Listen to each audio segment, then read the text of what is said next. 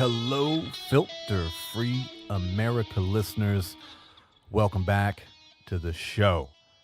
I'm going to let you know up front, I'm not going to be making a lot of jokes and having a lot of fun in the intro and in between of this episode. I want you to know right off the top that this episode of the Filter-Free America podcast comes with the strongest of strong trigger warnings or general warnings or whatever you want to refer to them as in regards to content.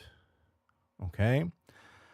What we were discussing and what you will be listening to in this podcast is actually two first-hand accounts of sexual assault, sex crimes by two victims who were victimized by the very same person. The two guests that we're going to be talking to is a young lady by the name of Ariana, and I am withholding last names. Some of you would, once you know the story, know what it's all about, it probably would be relatively easy to find out the names of these people. I do ask that if you do that, please be respectful and don't try to make contact with them. I think most of you who listen to this show are able to do that. Ariana is the first person that you will hear me speaking to. She is a young lady. At the time that she was victimized by the person we'll be talking about, she was 16 years old. 16 years old. An interesting dynamic here between the two guests is the second guest and the second victim you will hear me interview on this episode. Her name is Victoria, and she is the wife, working to be ex-wife, of the sexual predator that we will be talking about. One more time. Ariana is one of the two victims I will be talking to in this podcast who was victimized at the age of 16 years old. The second lady I will be talking to is the current wife, still married to, but actively attempting to divorce the sexual predator who victimized Ariana, and as you will hear in the interview during her portion, she was also victimized by him in a sexual fashion. The person in question, this doesn't need to be a surprise. The story has gained national attention to some degree. I have been posting about it multiple times since making contact with the two victims and getting them, and talking with them and getting them to talk with me on the show. I've posted multiple times links to the story that detail the general points of it.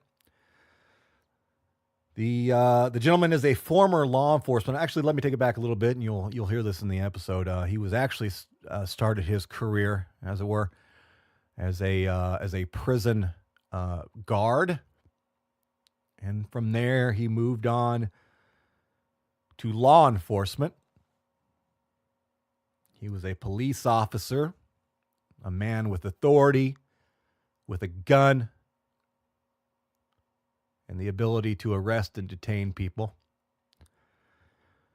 You will hear what happened to his job in law enforcement. You will learn about that.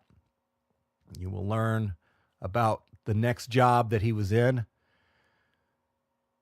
how he got there, and how within that job he made contact with the younger victim, Ariana. I will let you know, again, this doesn't need to be a surprise. This is part of the story that's publicly available. He was found guilty in a court of law. This has already gone through court as far as the attack on Ariana. The pending charges for the sexual assault against Victoria, as you will learn in the podcast, are still in the hands of the prosecutor. So yes, he was found guilty. And while initially your first thought is probably, oh God, that's great, as horrible as what this podcast sounds like it's about to be about, at least we get to hear that this man was punished for his crimes. I am very disappointed to tell you that it's not going to end with that kind of happy ending. And I will allow you to hear the ladies discuss and talk about that as well in great detail and where they are with that. And it's important to know that both of these women are still fearing this person, and he is still able to terrorize them and torment them in ways that you will also hear in this podcast. So again, if you are a regular listener of this show, you know that I talk to some amazing people, and I share some amazing stories and some tragic stories and some emotion-causing stories. But I tell you right now, in my 8 years of podcasting and a few years of talk radio, I have never had the opportunity to share a story of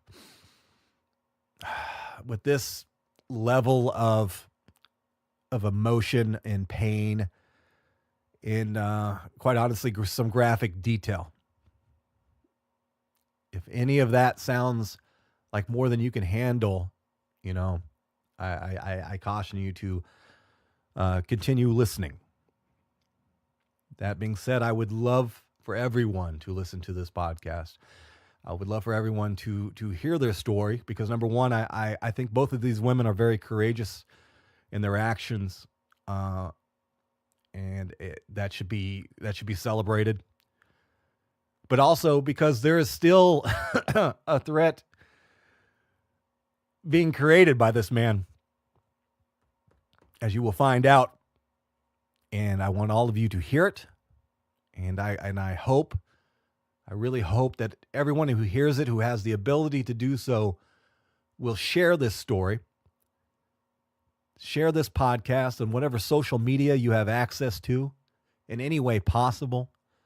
Encourage your friends and your family to listen to this and to share it and spread it far and wide, so more and more attention is brought to the gentleman in question.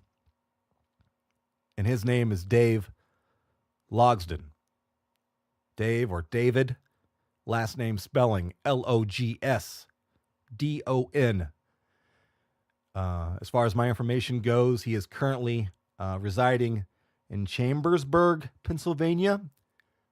That may or may not be correct. He, as you will, again, I don't want to, spill the beans too much of the storyline here, because I really would prefer the women to tell the story. But I just want to give some background information, and I want his name made known to anyone and everyone that we possibly can. Dave, or David Logsdon, Logsdon, Chambersburg, Pennsylvania, or somewhere in that area is where he is residing. Please do this. If you only make the effort to share one episode of the Filter Free America podcast, as of today's date, as of this release of this episode, this is the one I most need you to do. People need to understand that this person, his actions, as well as the actions of the state government, when it came to helping and protecting these women, I will tell you this: I personally feel the ball was dropped considerably. One other thing, as most of you who are regular listeners know, I'm not a big fan of doing telephone interviews. I'm not a big fan of that. As I've said before, I don't like that you lose the eye-to-eye contact, personal connection of being in the same room with a person or persons, having a discussion, especially when it's a an emotional or a very serious topic, as this one is. That being said, I always leave room for exceptions, for exceptional stories, and especially when I don't have the ability to get to those people or person in face to face. So this is actually both these interviews recorded on the same day, back to back, basically, are phone interviews. I made the extra step of contacting a studio in the area that's much better equipped than my studio that I record the Filter Free America podcast on a regular basis, and they got me in there and basically made the interview as clean as possibly could be with phones. So as far as sound quality goes, I mean, the bad sound quality on podcasts drive me crazy. It's not going to be as probably as crystal clear as being in the same room with somebody as I normally record. But it's as good as we could possibly make it in the short amount of time that I had to prepare for this. And I hope that you allow me that little bit of leeway there, considering the circumstances, the topic that we're discussing. Anything else about this episode? Okay, we're going to talk about the title in a minute. Real fast, let me mention, I have to mention my sponsor, simplewebsite.us, simplewebsite.us. As regular listeners know, if you're trying to build a Squarespace website, their business is helping you build that Squarespace website. Most people know that Squarespace is designed to be user-friendly and to do on your own, but again, not everyone can do that, myself being the perfect example. If you need help building a website on Squarespace, this is the company to turn to do it. If you would like an example of some of their work, please go to filterfreeamerica.com. Filterfree America, America always intentionally misspelled with the letter K.com. They build and maintain my website. They do a fantastic job, and I encourage you to go to their site, simplewebsite.us, and look at some of the options that they have for you and how they can help you. Even if you don't do any business with them, you can find some free tips and tricks there, things that will help you so you can independently build your own Squarespace website easier. Simplewebsite.us. Before we throw the episode, let's talk about the title. The title of this episode, and I put a lot of thought into this.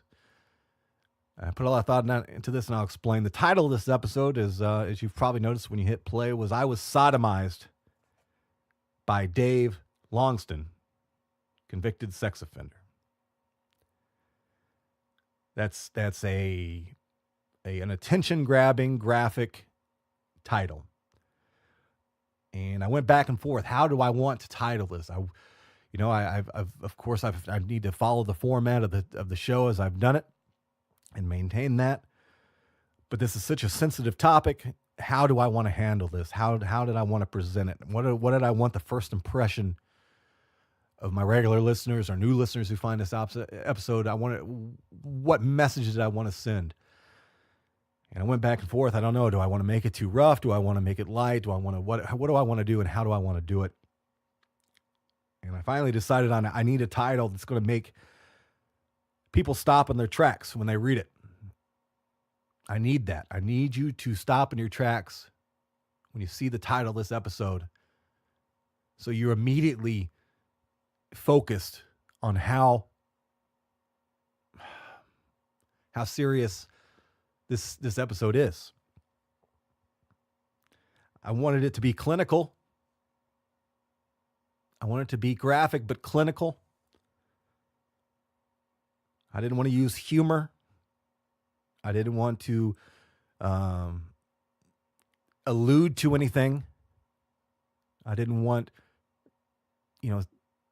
simple terminology. I wanted you to know exactly what this episode was going to be about. I want you to know exactly who the villain, if you will, is in this episode. And I want And I was thinking I wanted you to read the words of the title and to have a cringing emotional response, the most that I could possibly generate with the written word. I was sodomized by convicted sex offender Dave Logsdon. I wanted you to read that and feel a negative emotion.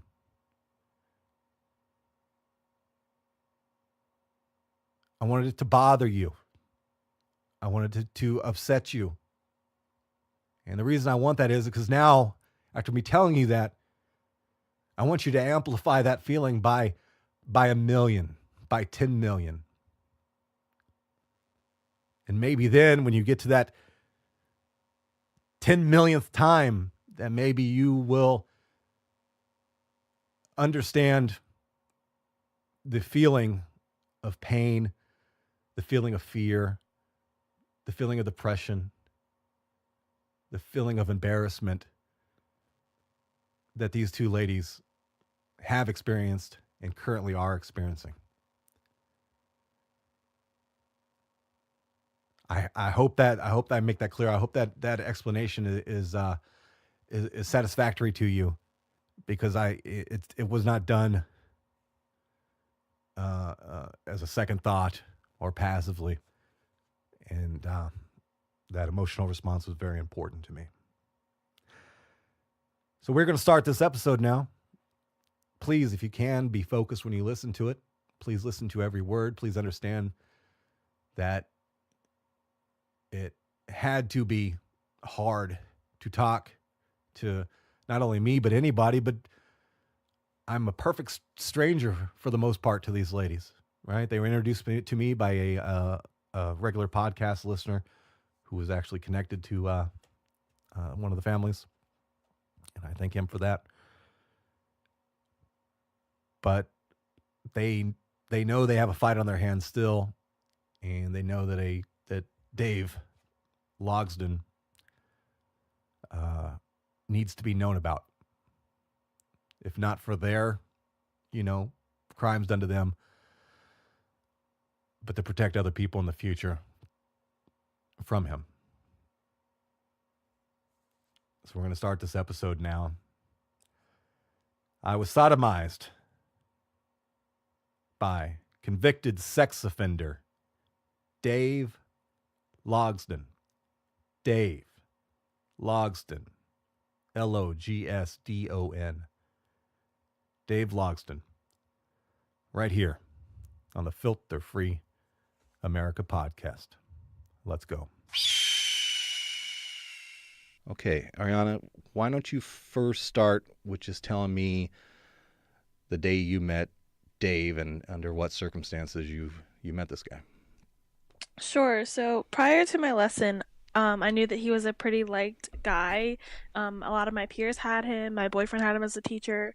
So I was going into this with positive expectations. I'm sorry. For clarity, you were going for driving instruction. Correct. Right. I was going for a drive time. I had gone to the same school for the textbook learning, you could call it, in February, and I was now going in for my actual driving lesson. Okay.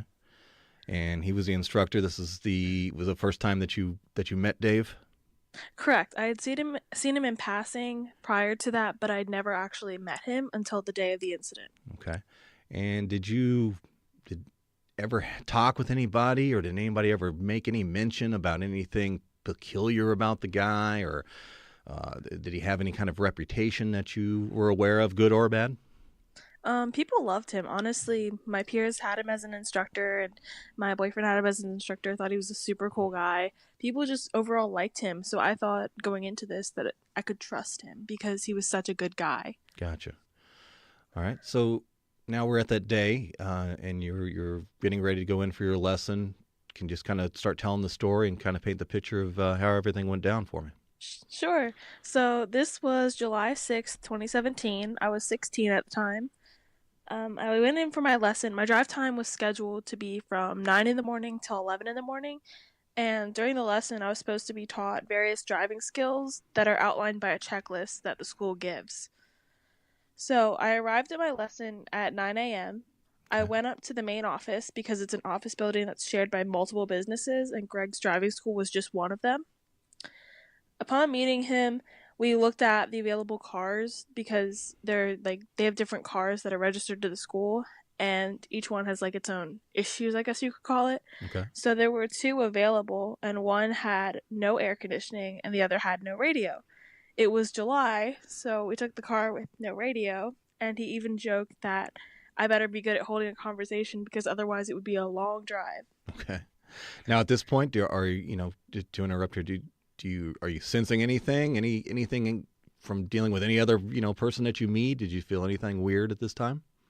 So, nothing that weird, but upon getting in the car, he immediately started talking about how he gets tanned every week and about how he shines his shoes every morning. And I was just sitting there, like, this was within 5 minutes of getting in the car. And I was like, that is disgustingly self absorbed. Okay. But okay. Was it kind of like him, like kind of selling the quality of man that he was? Am I interpreting that right? Is that It sounded like that, like somebody trying to talk about how macho they are, how cool okay? they are. Gotcha. Okay. Go ahead and continue with your story. So from the beginning, he knew I had no phone because my dad had taken it, and I had made it clear that like we immediately got into the conversation about family, Hmm. and that conversation came up pretty quickly that I had no phone with me because my dad had taken it. Okay. My dad and I during this time and still do have a pretty tumultuous relationship. And I felt comfortable because I trusted him. I was able to confide in him about my dad and the cultural differences between my dad and I. Okay. So, at one point, I started to cry because I was extremely distraught about the situation with my father, and it was hard for me to think about it. So, all this time, we're like driving around, we're not actually doing any kind of skills like testing at all. Like, nothing was being taught, it was just straight up driving. Is he asking like prying questions? Is he just trying to be like a confidant? Can you give me just a little bit more Yeah, detail about what his so tactics were? If this. Sorry. Yeah, go ahead. So this whole time it was just like building the relationship. Like it really didn't seem that harmful yet. We were just driving. Okay. So after that, we got to Tawnytown, Maryland at about 10:15, I would like to say. And that was 10:15 in the morning. And he told me around this time to head back to the office. So by the time we got to Birdie's in Westminster, it's a little cafe in Old Town Westminster, Okay. he started to ask inappropriate questions about my sexual life, including but not limited to how many partners I've had, what's the craziest sex thing I've ever done, etc. Okay. Now, again, this is totally unprompted and just out of the blue Pretty much. questions. Like at this point, I had like already cried. I'd already told him about my whole family. Like I told him basically my whole life, and Okay. because I felt comfortable. So at this Ki- point, I was a little bit taken aback, All but I right. Just still just a second here. trusted. Let me kind of catch up here. Um, the Do you remember the like literally the first question he asked you that you would deem inappropriate? I'm just trying to get a gauge for how quickly this kind of devolved. And do you? I mean, what Uh, I remember is that it was pretty quiet. Like we were talking about family, and I believe it was the segue with my boyfriend. I believe that's what we got into the okay. conversation about. Like because he taught my boyfriend, so he knew him, Gotcha. and I was talking about him, and like then he was like, "So what's the craziest thing you've done, like with your boyfriend, or like things like that?" Wow. Okay. Now this is all like you're parked in front of this is Birdie's Cafe, right? Did I get that right? We weren't parked, but we were at a stoplight, and that's when I remember Oh, the okay. You used to question remember this started. where you were at in the. Okay, gotcha. Okay, go ahead and Yeah. continue then. So I was taken aback at that point, but I did still trust him, so I tried not to make a big deal out of it and just answer the questions. You thought he was like a weird old dude. I thought it was weird, but like, I mean, I trusted the guy, and everyone else is telling me he's such a good guy. Like, I really didn't want to think that this guy was just psychotic. Okay, So understandable. Yeah. so we got back to the building around 10:35 in the morning, and he led me up the main stairs and down the hallway. And at the end of the hall, there was a door. Okay. So, just to paint the picture, this building has like several different like businesses there. So, we went up the main stairwell, which is accessible from the front of the building. You don't even have to go inside, you just have to go up the stairs. And Then you turn right and you come out. Well, you basically come out and then you turn right and you see like different office building, like doors that lead to businesses. And at the very end of the hall, there's like nothing except for, I believe there was a tree at the time, like a fake tree, Right. and this door on the right side. So he opened the door and took me into this really, really creepy stairwell. The stairwell, as he informed me, was locked from the inside, and the walls were covered in graffiti, and everything was concrete and super dirty. Why did he tell you that it was locked? Did you ask him, or was this some kind of like a menacing type way he said at the it? time. I mean, now I can only assume it was to scare the crap out of me. Okay. But I didn't know at the time. Again, I really didn't think what was gonna happen was gonna happen. Where did you think you were going as he was leading you to this wherever you're going? Was you? I was to do confused. Some... Honestly, I just didn't know because, again, like the weird questions and things like that, I didn't know what was gonna happen. I was just kind of in a state of what the hell. Gotcha. Okay. So he took me to the bottom of the stairwell, and then at that point he kissed me. Honestly, I didn't stop him. I was in shock and I didn't even react. I didn't have time to react. I was kind of just stunned in the moment. Was it kind of like he had you pinned against a wall corner type deal? He grabbed you and forced you kind of thing, or what? Just as much detail as you're comfortable giving me. Sure. So I was standing there, and to paint this picture, this guy is like 6'2", super big, muscular build, and I'm this short 5'2" girl. Who I knew was like, his attorney has repeatedly told me like he wasn't a police officer. He wasn't a police officer. He never pretended that he was or anything like that. But it was a common impression that he was a police officer. Like everybody thought that, right? And everybody knew that he was and had that experience. And to clear up, let's pause here for a second, kind of clear up that record, because this is something I've confirmed with his ex-wife that I'll be talking to next. He was in fact a police officer, correct? At one time. Yes, he was. But the reason he was doing this job was because of what? Because when he was employed by the Tawnytown Police Department, he pulled over a woman, and when he did that, he did a normal like stop. But then later that night, or sometime later, he went on social media and added that woman. Okay, and then tried to contact her, I'm assuming? Right. Okay, so he got in trouble for that because, and this is again I've confirmed this with his ex-wife, that I guess she filed a complaint, and that's how the police department knew. And then we'll get into more of the detail of that part of the story when I speak with her.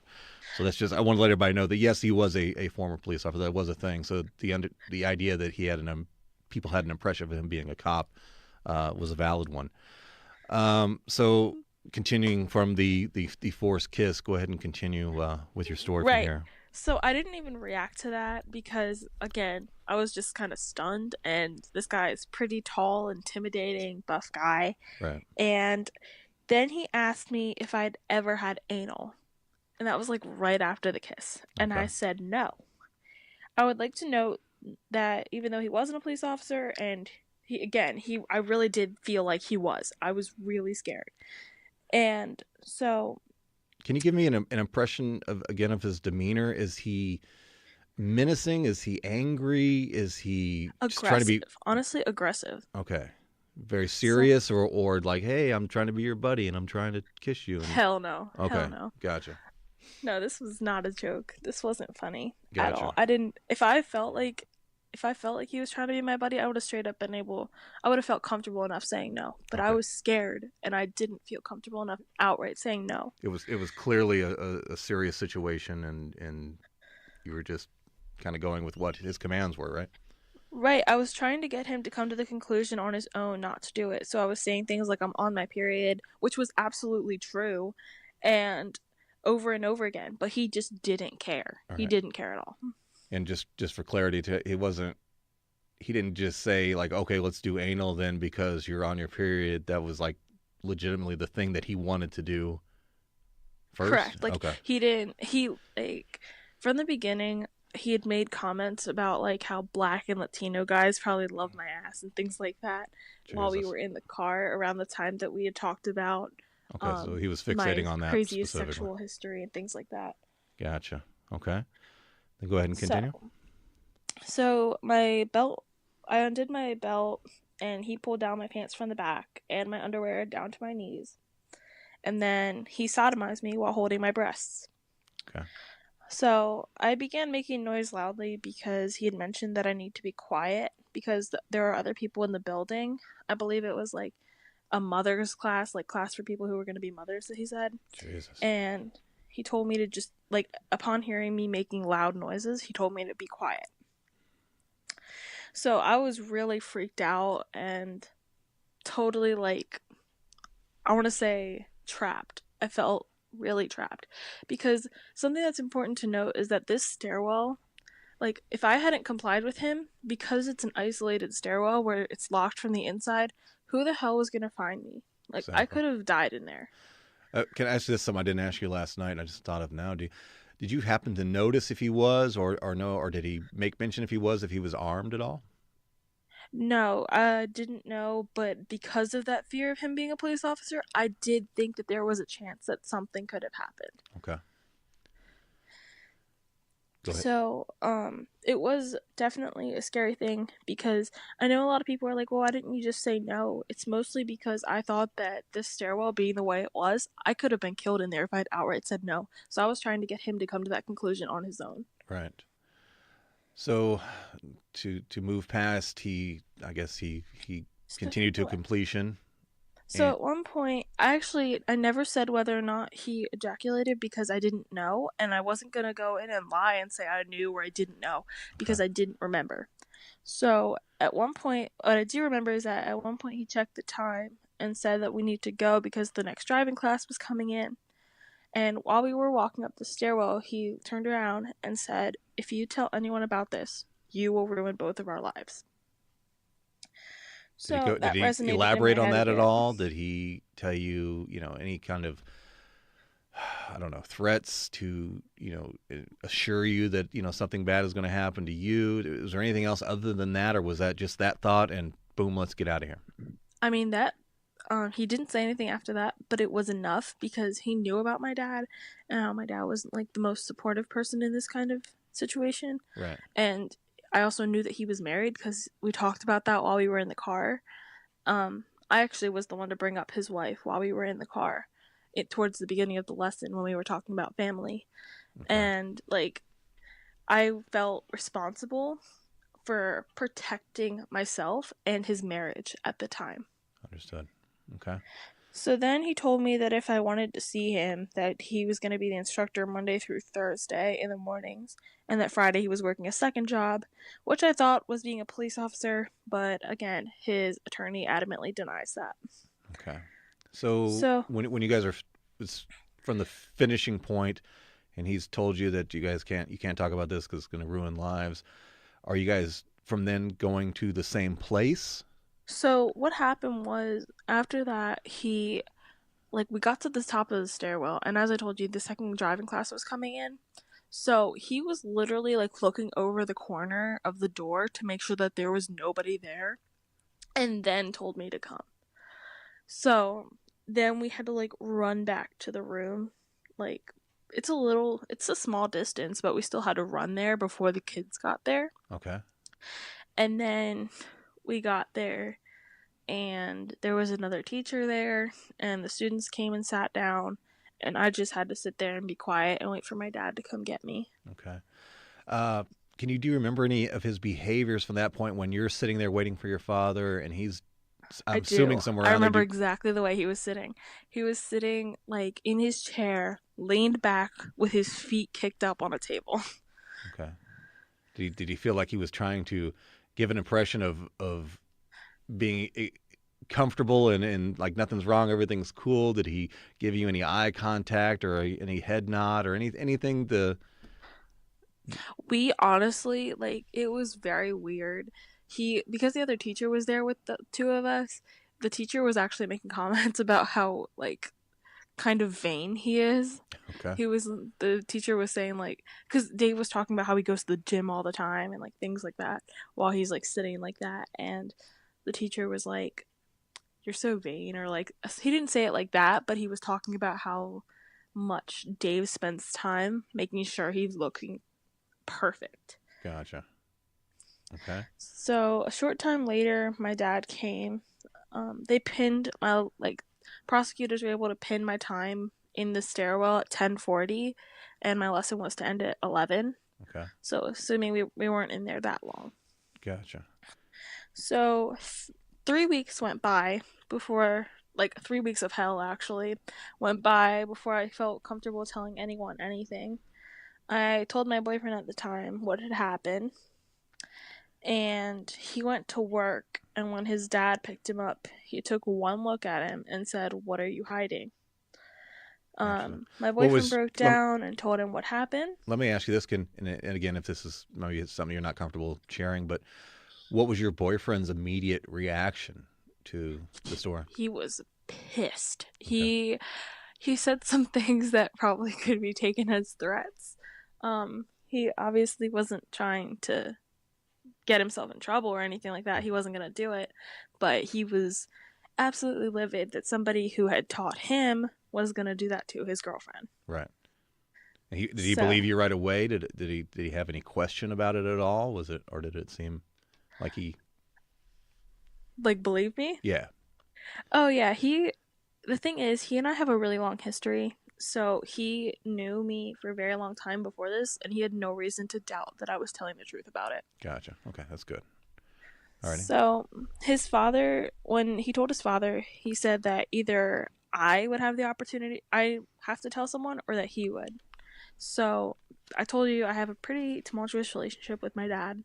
So I was kind of scared and I wasn't ready to come out with everything yet Right. because I didn't know how my dad would react towards me.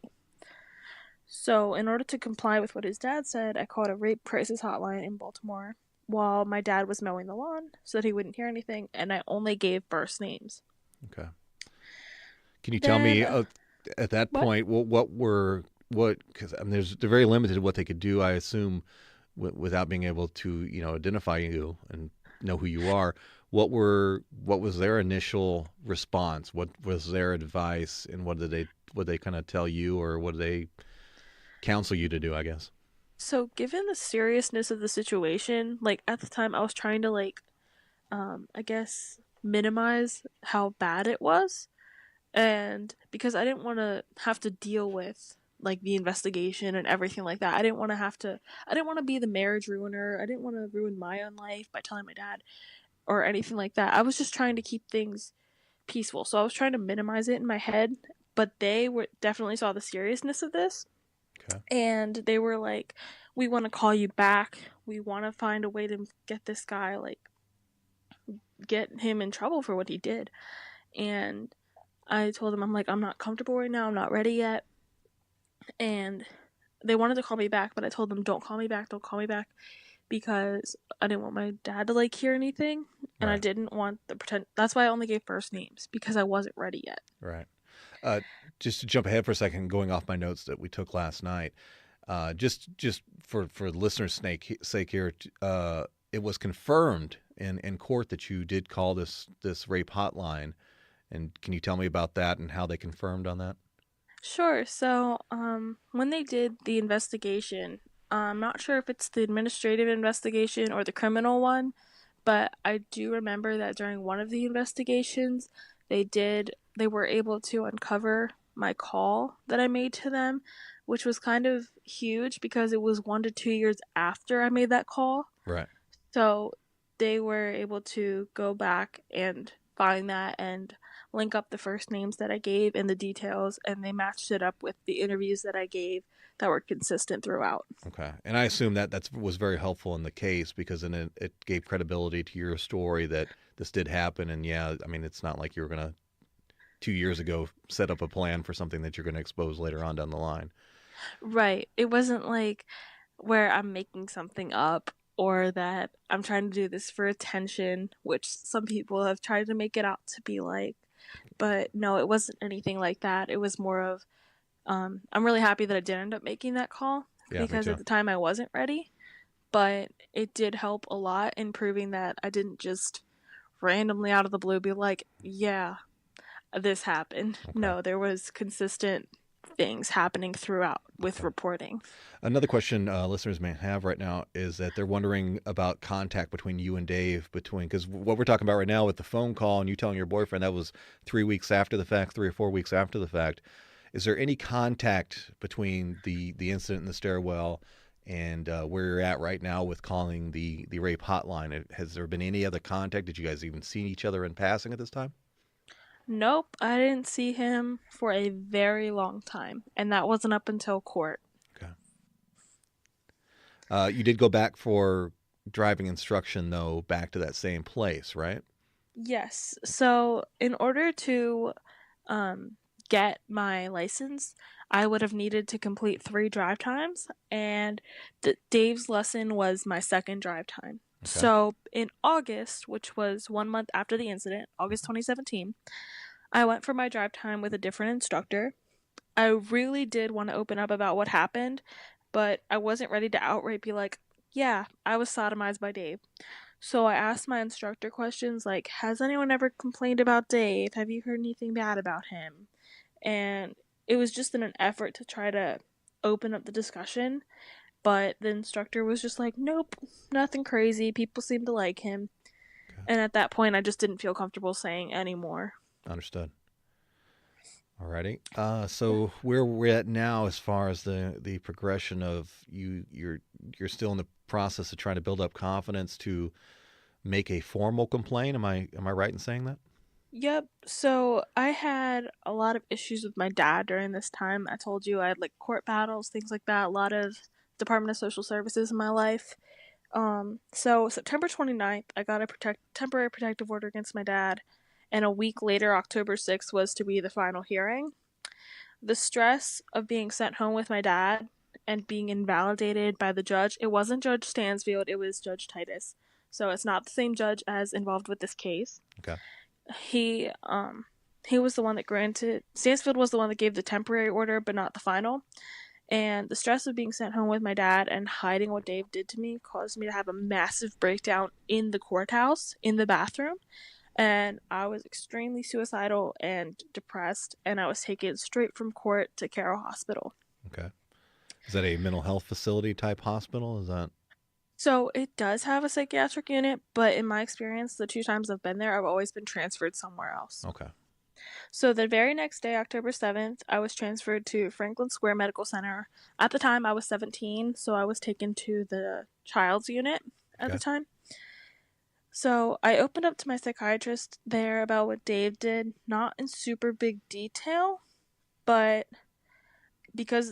I did tell him like some of the things that happened, but because he's from the culture of my dad and there were situations with my dad at the time, it was almost like it was being overshadowed and it wasn't being taken seriously. Okay. When you say the culture of your dad, can you just give the listener an idea of what you're trying to express? Is this a religious component? Is this Yeah, so my dad is a Muslim and there's nothing wrong with that. He's from Iran, which I love the country. I love my family there. It's just a different culture, and I was raised very American, I guess you could call it. So I am fairly liberal in my values compared to there, I guess you could say. Understood. Okay. So yeah, that definitely clears what you were getting at there. So, but go ahead and continue. So a few weeks later, I saw my counselor, Betsy Hansen, for the first time. A few weeks after that, in November 2017, somebody that you just found on your own? I opened up to her about what Dave did. Okay, I'm sorry, I didn't mean to interrupt there. But is Betsy? How did you find her? Did you? So, a big part of it was that we meaning my family, had prior experience with Cedar Ridge Counseling Center. Mm-hmm. And that's the place she works. And the branch that she works at is pretty close to the house. Okay. And she specializes in teen and adolescent development, I guess. So I thought she would be really, really good. Okay. And we went in for the meet. I actually wasn't originally too thrilled about counseling, especially because my dad was in on the first meeting, and I thought it was always going to be like that. But she put those worries to rest, and a few weeks later, I felt comfortable enough to tell her about what Dave did. Okay. What was her initial impression and advice from that point? If you're comfortable sharing your counseling Yeah, session. so she did want to report it, which she's a mandatory reporter, so she, along with like social workers and like people who work in that kind of mental health field, they are all mandatory reporters. They have to tell, even like teachers, they're mandatory reporters. They have to tell when somebody reports anything about abuse. So she wanted to report it, but again, I still didn't feel ready. And I was really scared of retaliation by Dave and my father reacting badly. So I asked her to give me 1 week to just collect myself and then report it. Okay. So somehow overnight, I decided that I wanted to make it known what Dave did because, the thought of him teaching other kids was pretty sickening. Right. So I told my school counselor the day after I told my therapist. And she said that my therapist should have reported it. But again, I'm not trying to diss my therapist in any way. She really did she just had my best interest in mind and wanted to protect me. So she just gave me a week to pull myself together. So the counselor was a bit understanding about that. And she reported it. And then a week later, my therapist reported it. Okay. Now, when it reported it, though, how did this report process take place? Who did they report to, and what happened from the point of that reporting? Okay, so when this is reported, because he was somebody who was acting in the role of a parent, I guess you could call it, he was like being my teacher while I was a student. I Right. was in the care of him. So they send it to the Department of Social Services because they need to do an administrative investigation, Okay. which is basically, it has a lot lower burden of proof than a criminal case does. It basically just says, Okay. is it more than likely or not that he committed this? Okay. So it's Was just about his job. It's not about whether he actually did this to me. This may not be a question that you can answer because you may not know, but why wouldn't they both do the administrative part of it and contact law enforcement? Was that ever discussed? Does it ever, hey, should we call the cops or not? Did they give you an option? I'm just curious as to the thinking on that. So I definitely was concerned because obviously, I believe there was a crime committed. I definitely didn't think that this was just, oh yeah, there was some kind of misconduct. No, I didn't think that at all. So I did definitely ask, and what I was told was that you need to prove that there was that there needs to be an understanding of this, that there was some kind of misconduct before you can proceed with the criminal investigation. I do know that when we got to the point that he was charged officially, Right. that all of the administrative stuff was basically put on stand, they called it, which is like where they stand or state. It's one of those two. But Okay. it basically just means that they stopped the hearing. Right. They basically The prevent it criminal from charges happening took because precedent at this over point the it's a bigger administrative. deal. Right. And this is going to be an opinion question here, just as speaking as a victim. What do you appreciate that direction that they went? Did you wish that they would have went formal first? Do you have a thought either way on that? Do you wish it would have went to a police agency before this whole process you had to go through? So honestly, my biggest issue with the way this happened was, and I'm currently in the process of, I just got an attorney yesterday actually for going about a civil route with um, certain parties. So I'm not going to give too much detail on that part, but Understood. I do think that there could have been a lot more done in terms of preventing him from continuing his job when this was reported. Okay. And another part I'm curious about, did the child services or any of the agencies that you dealt with aside from the police, did they come to you after the fact, and was there any apology? Was there any questioning like, hey, how did you feel about this? Did you think we did a good job here? Do you wish we would have did something different? Did they do any kind of like post game, as it were, to kind of get some input from you about how they could improve this for the next victim? Not really. Mostly, I think the fact that I am 18 now, I was a lot better at advocating for myself by Okay. this point, like now.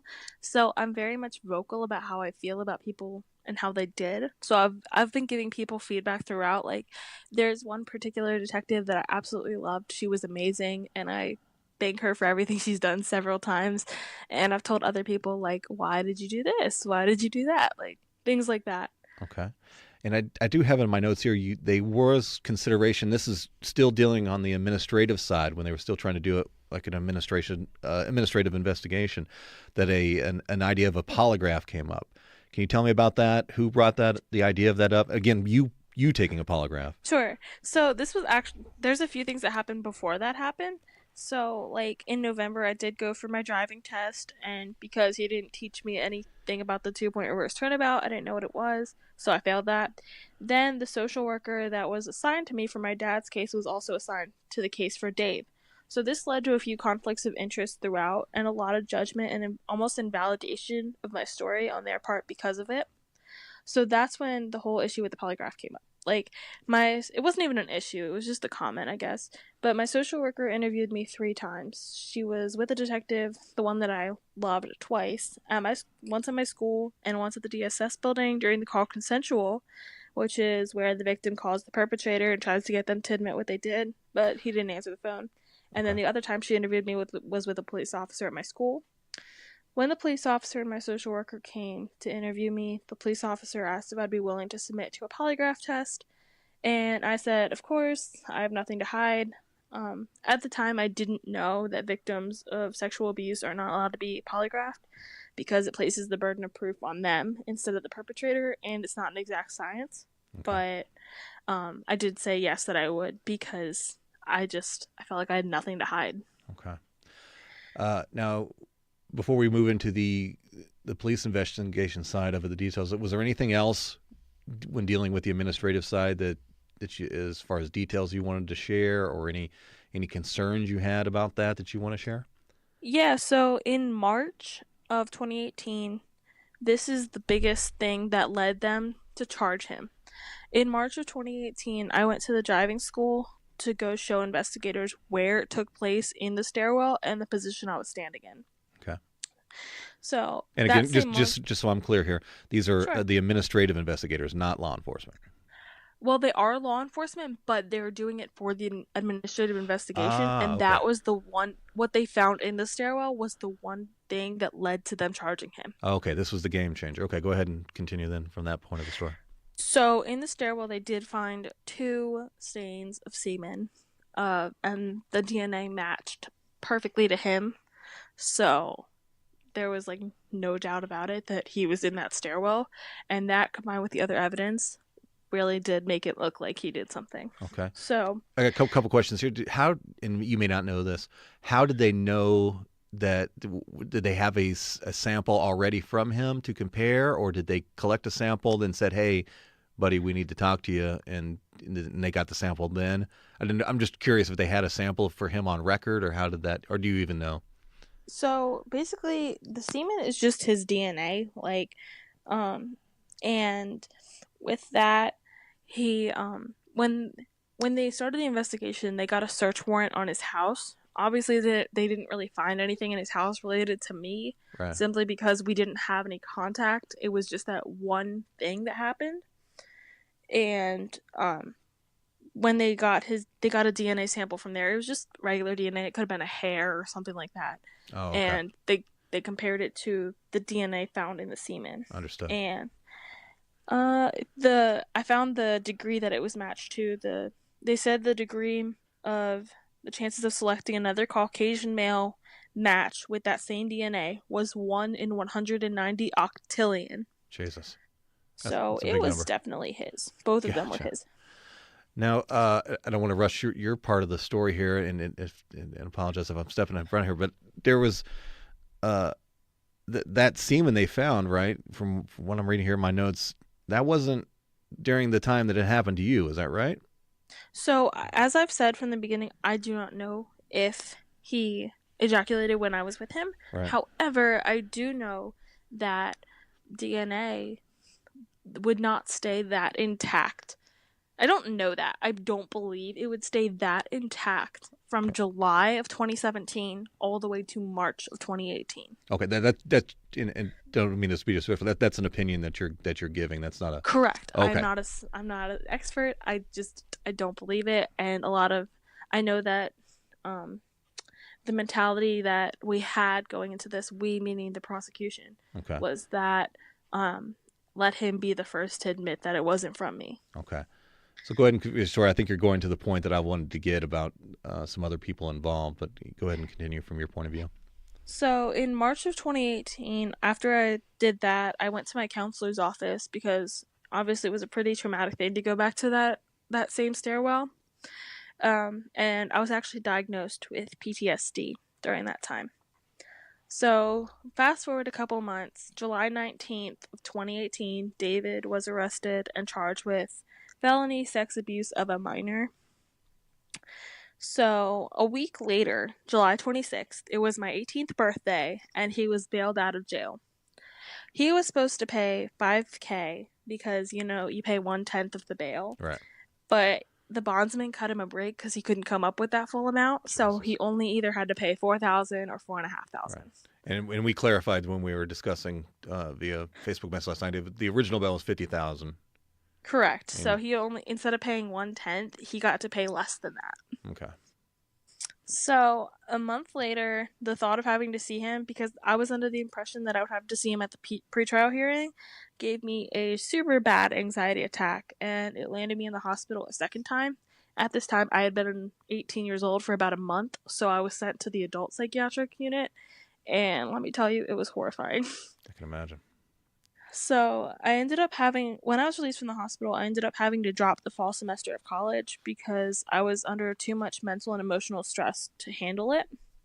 I continued to have really bad nightmares every night. Like, I've had this for 21 months now. It's constant. So fast forward a couple months, sometime around the plea hearing, because it was scheduled in January 7th of 2019. Sometime around the time of the plea hearing, but before it, his wife had told the prosecutor, Amy Ocampo, that David admitted what he did to me to a third person and she overheard it. The prosecutor told me that actually the same week of the plea hearing. She told me, I think it was 2 days after or 1 day after. I believe it was 2 days after she told me that. But the prosecutor never used that in the case. Okay. So during the time between the time that he was bailed out of jail, which was my birthday, July 26th, and the plea hearing, which was January 7th, he violated the pretrial conditions 3 times with proof for some of the violations, and was reported for each violation, but the prosecutors and judge did not care. Can you tell the listener what the violations were as you know them, and we'll get these confirmed when we talk to Victoria's ex-wife, but I just want to get you kind of to set up what they're going to be hearing in there. Sure. So his pretrial conditions were to go from work to home and from home to work, and basically he didn't really care about that. He kind of just did what he wanted. And in January, despite, at the at the plea hearing, despite violating those conditions 3 times, his attorney even called him mostly compliant. That is a quote by her, mostly compliant. Jeez. The judge granted him more freedom by allowing him to go out to dinner and visit relatives as he wanted to, up until sentencing, which was scheduled for April 24th. So basically 3.5 months. Did you know of any specifics to his release as far as staying away from underage children or anything like that? Was there any component like that? He was supposed to stay away from anyone under the age of 18 with the exception of nieces and nephews. Okay. However, I don't know if he even followed that. He could have honestly violated it. I wouldn't be surprised. Okay, so he wasn't still continuing work as a driving instructor. So not at this time. He was able to continue for 1 month, if not 2 or 3 months after the investigation started as a driving instructor. That was a decision then this is when it was still in the administrative stage. Correct.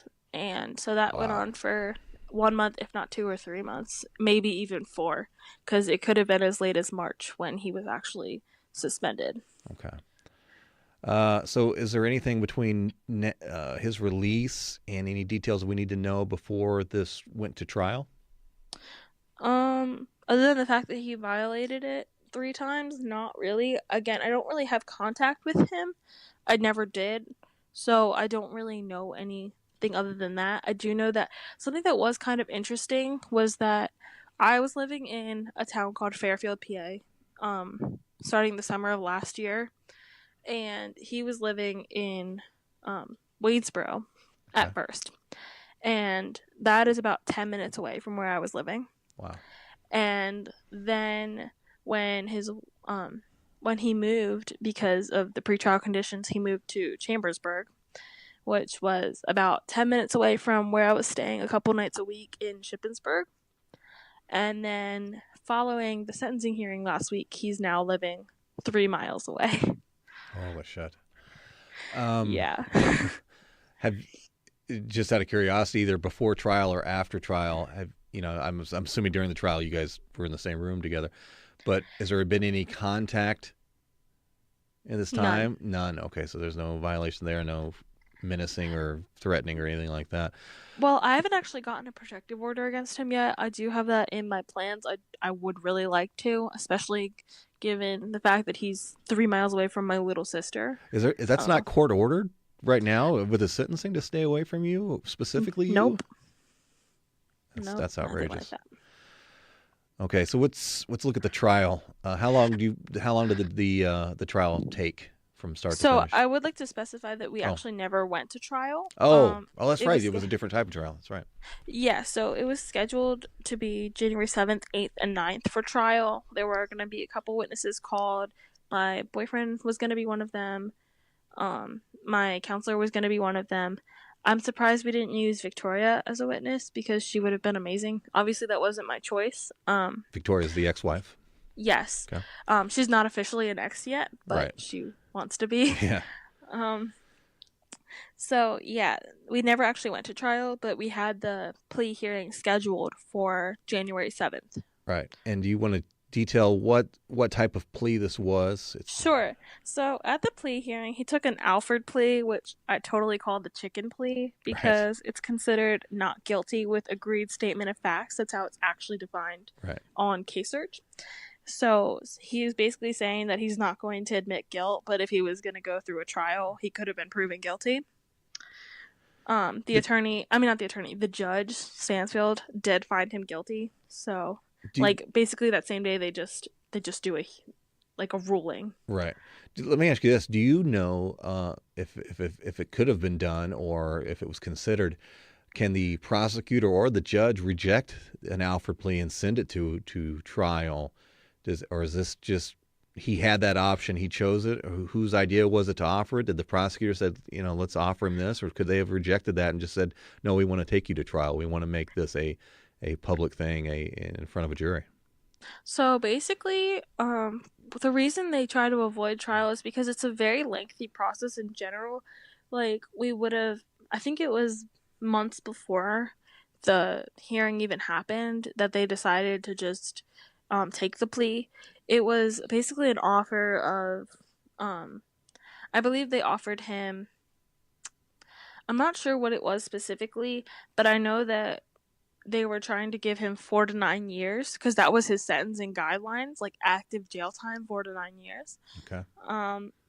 But when he took the plea, he, instead of taking a not guilty plea or accepting a guilty plea, he took the half-ass way out. He took I'm not guilty, but I'm kind of guilty, so I'll get the benefits of a guilty plea, but then not.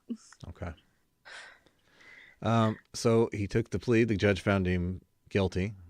Yeah, so then a week later, throughout this whole thing, I've had my mental health has really deteriorated. And about a week later, I attempted to take my life by overdosing on pills due to the anxiety of him being allowed to go out anywhere. And again, he was living 10 minutes away from me, 5 to 10 minutes, really not far. So it was just so much anxiety about him being that close to me. And I spent a week in the hospital. Okay. So then we fast forward a few months. Throughout this time before the sentencing hearing, I actually had avoided social media for the entire time up until around the time when I was released from the hospital, but not even just that. Like, it was a couple months later, like probably around February or March. And people up until that point had been sending me things like, this is what's happening on Facebook, like related to the case. Like, they would send me the comments on the like articles that the Carroll County Times had posted. And there was a comment posted by his wife that was a screenshot of the conversation with Mr. Logsdon. And he had a GIF on there that basically said, I'm not effing bothered, or like, Really? he was just like, he had such an I don't care attitude. He was telling his wife and her friends and family to go get a GoFundMe because they were gonna get what's coming for them. And he was just overall super duper not considerate. Not embarrassed, not ashamed, not apologetic. No, nothing. There was not an ounce of any kind of. Quite the opposite. He was more aggressive and still displaying attacking people. Like, it was disgusting. He just didn't care. And his attorney has made it very clear that he never posted anything online. Yeah, that's true, but it doesn't mean that what he said to other people wasn't going to be posted online. Okay. What is the atmosphere in your area that you live in at the time in regards to this, or at least as you know it? I mean, did you have a public support? Were there people defending him? Can you give me just a feel of what was going on? So, again, I avoided social media for a really long time because I just wasn't ready for it yet. But most people were pretty supportive of me. They didn't know who I was. They just knew of a victim who was 16 years old at the time of the incident. They didn't know my name. They didn't know anything about me. But they were pretty supportive of me. There were a few people that were oddballs that were like making comments about rape is good and like things like that. There were a few oddballs, but with the exception of, or the people that said that like I deserved it or whatever. Gotcha. But with the exception of that, most people were pretty supportive. I don't even think people were necessarily being that nasty towards him. There were a few people that obviously were really enraged, but I mean, think about your like own daughter or like your sister or mother. You would never want that to happen to them, and I can understand where anybody would be coming with that kind of anger. Right.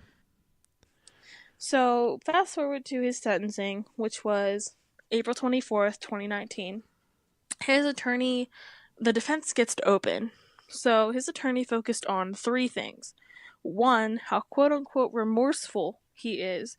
There was not an ounce of remorse in him. Two, how social media has been awful to him and given him depression and anxiety. She said that he had depression and anxiety. I did not see a single bit of that anywhere. And then three, his family. His attorney went on and on about how his father was a firefighter and his mom is the secretary to school and is involved with the school board, and how his parents have been married for 35 years, and how his siblings are public servants, and that they're a tight-knit Christian family. There is nothing Christian about what he did to me other than the fact that he's going to go to hell for what he did. So, his father then went to the mic to speak, and he cried as he spoke about his family and how this has affected them and his son, and they're basically just a giant repeat of the family background and requesting leniency for his son. Right. So then I gave my victim impact statement. After that, the prosecutor, Amy Ocampo, the person who was representing the state in this case, she said she didn't see any remorse in anything he said, and then outlined in the DHMH report, which I'd like to specify that in January at the plea hearing, he was ordered to have both a mental health evaluation and a sex offender evaluation conducted. Okay. So she said that in his DHMH report, he said, "There are facts in this case that if the court knew about, I never would have been charged." Who the hell says that? He also admitted in that same report that he had sex with his coworker more than 15 times in the stairwell he raped me in, received oral sex from a 17-year-old, although apparently he told his wife that he had full-on sex with that girl more than once. She was 100% consensual, and it did it after she was a student, so it wasn't like the same circumstances as mine, but it does show that he doesn't care what age somebody is. Exactly. And also admitted to having sex with 3 other students. So if anybody had been to court last week, you would have heard that. It was presented by the prosecutor It was all stuff he admitted in his DHMH report. Okay. So before we talk about the sentencing, do you know right now of like I said, the 17-year-old that you mentioned that was apparently consensual and she's not pursuing that? That has been confirmed by his wife, Victoria. Do you know of the other 3 students' ages or anything about that? Is there anything that you can speak on about that? Unfortunately, I don't know anything about that. I don't even know if they're like adult or not. I don't know if they're minors. I don't know anything. I just know that they were students. Okay. So from a technical standpoint, those students were placed in the care of him, regardless of whether they were adults or not. Understood. Okay. So let's talk about sentencing. So before I get to that, I would like to mention that I was a reoffense. No matter how many times the judge or his attorney want to make it out like he has no criminal record. No, this is just the first time he was caught. Okay. So after that, Dave gave his statement to the court because he was given the opportunity to, like, I guess, say why he deserves to be given a lighter sentence or why he should be let go or things like that. So his statement was all of about 2 sentences, and he showed zero emotion the entire time, and that's not even an exaggeration. He said, "I am regretful and remorseful for what I have done, and I ask the court for leniency so I can live the rest of my life." Wow. He didn't say anything else. He didn't. "I'm remorseful and regretful for what I've done." Where on earth did you say "I'm sorry"? Where his attorney said in the beginning of her opening statement that he accepts full responsibility for what he's done. I'd like to point out that taking an Alford plea, that's the opposite of accepting responsibility. You're basically saying you're not responsible, and then in not even apologizing, like, you're not accepting any responsibility. Can you give me, just to kind of paint the picture of being in the room as this proceeding is happening, what was the response from the other people in the room as he's reading that? Did people feel...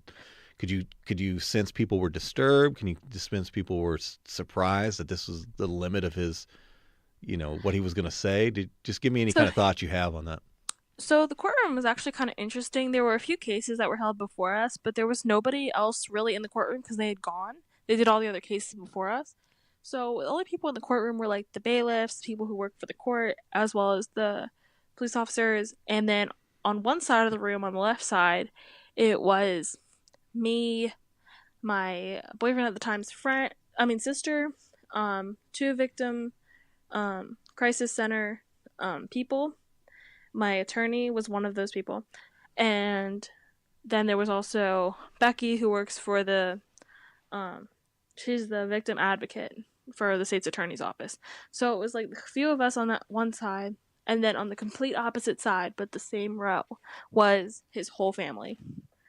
And they were fine. They were like holding hands and like totally calm. Whereas I'm looking at the people that I'm sitting with, like my boyfriend at the time's sister, and she's just like shocked. And I'm shocked. And I'm like bawling at this point because I'm like, are you serious? This is ridiculous. And I just read my statement, so it was like really hard and emotionally charged. And I was so stunned after I'd heard that there were other people. Like, I knew in my heart that there were other people, but the thought of like having, like, the kind of person, I don't really do things with a lot of people. Right. So I felt kind of grossed out that all those germs from like other people were like in me. Right. So it was just really sickening, and I felt like I almost wanted to throw up, and I was a mess. I was so disturbed by that statement. One thing I want to point out, and this is more to kind of set up the next conversation with his wife, or who wants to be his ex-wife. She wasn't siding with him at this time. Is that correct?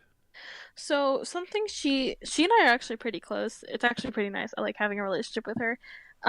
She confided in me that at the beginning she paid $5,000 for his attorney at first because, and I don't blame her for that.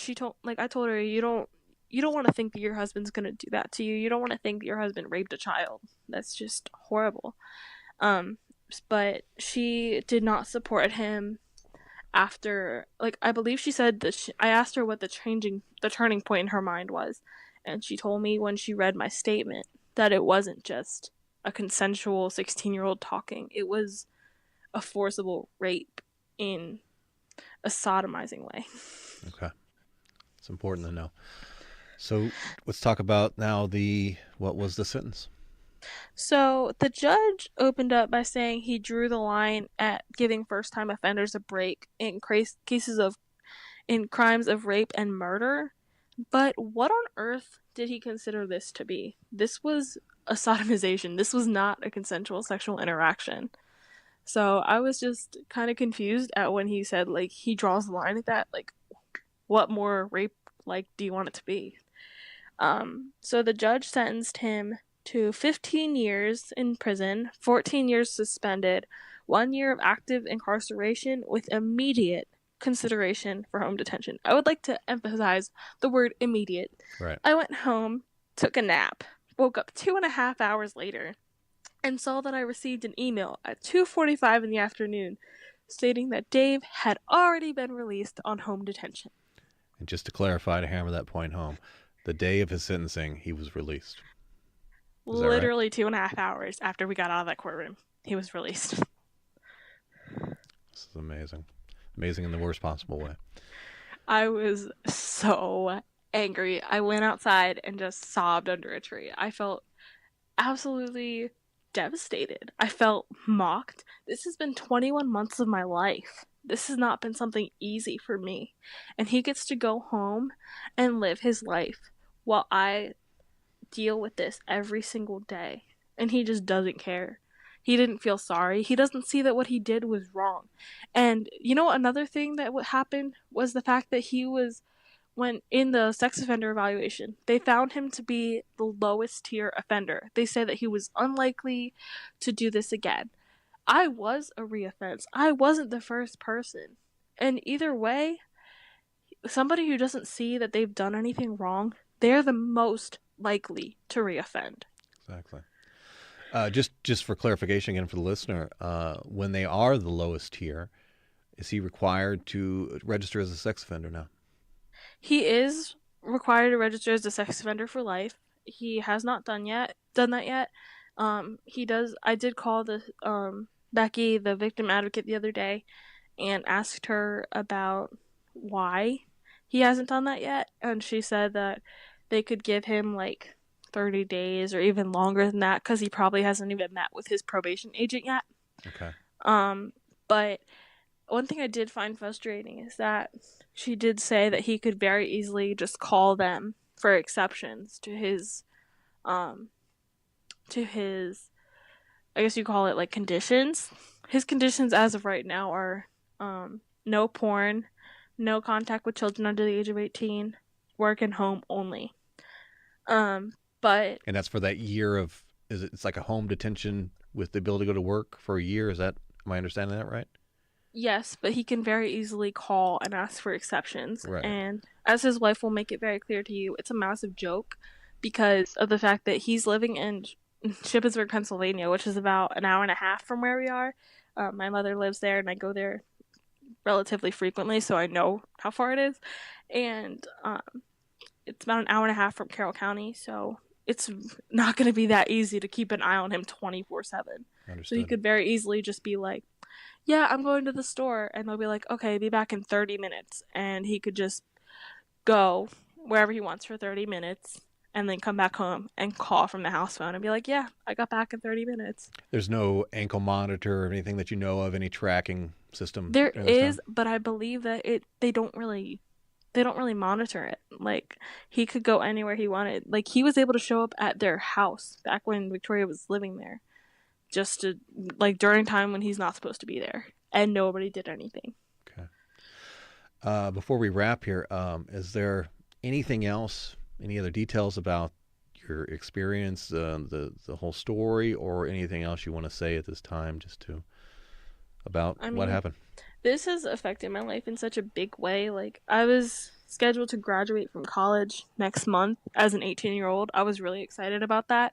I did work really hard throughout high school, and I did dual enrollment and AP classes, and I had to take a whole year off of college because every time I was about to start up again, I was hospitalized, and I just had to drop it. And it really took a toll on me, and it really has continued to bring me a lot of sadness because I did want to reach my goals, and I still do.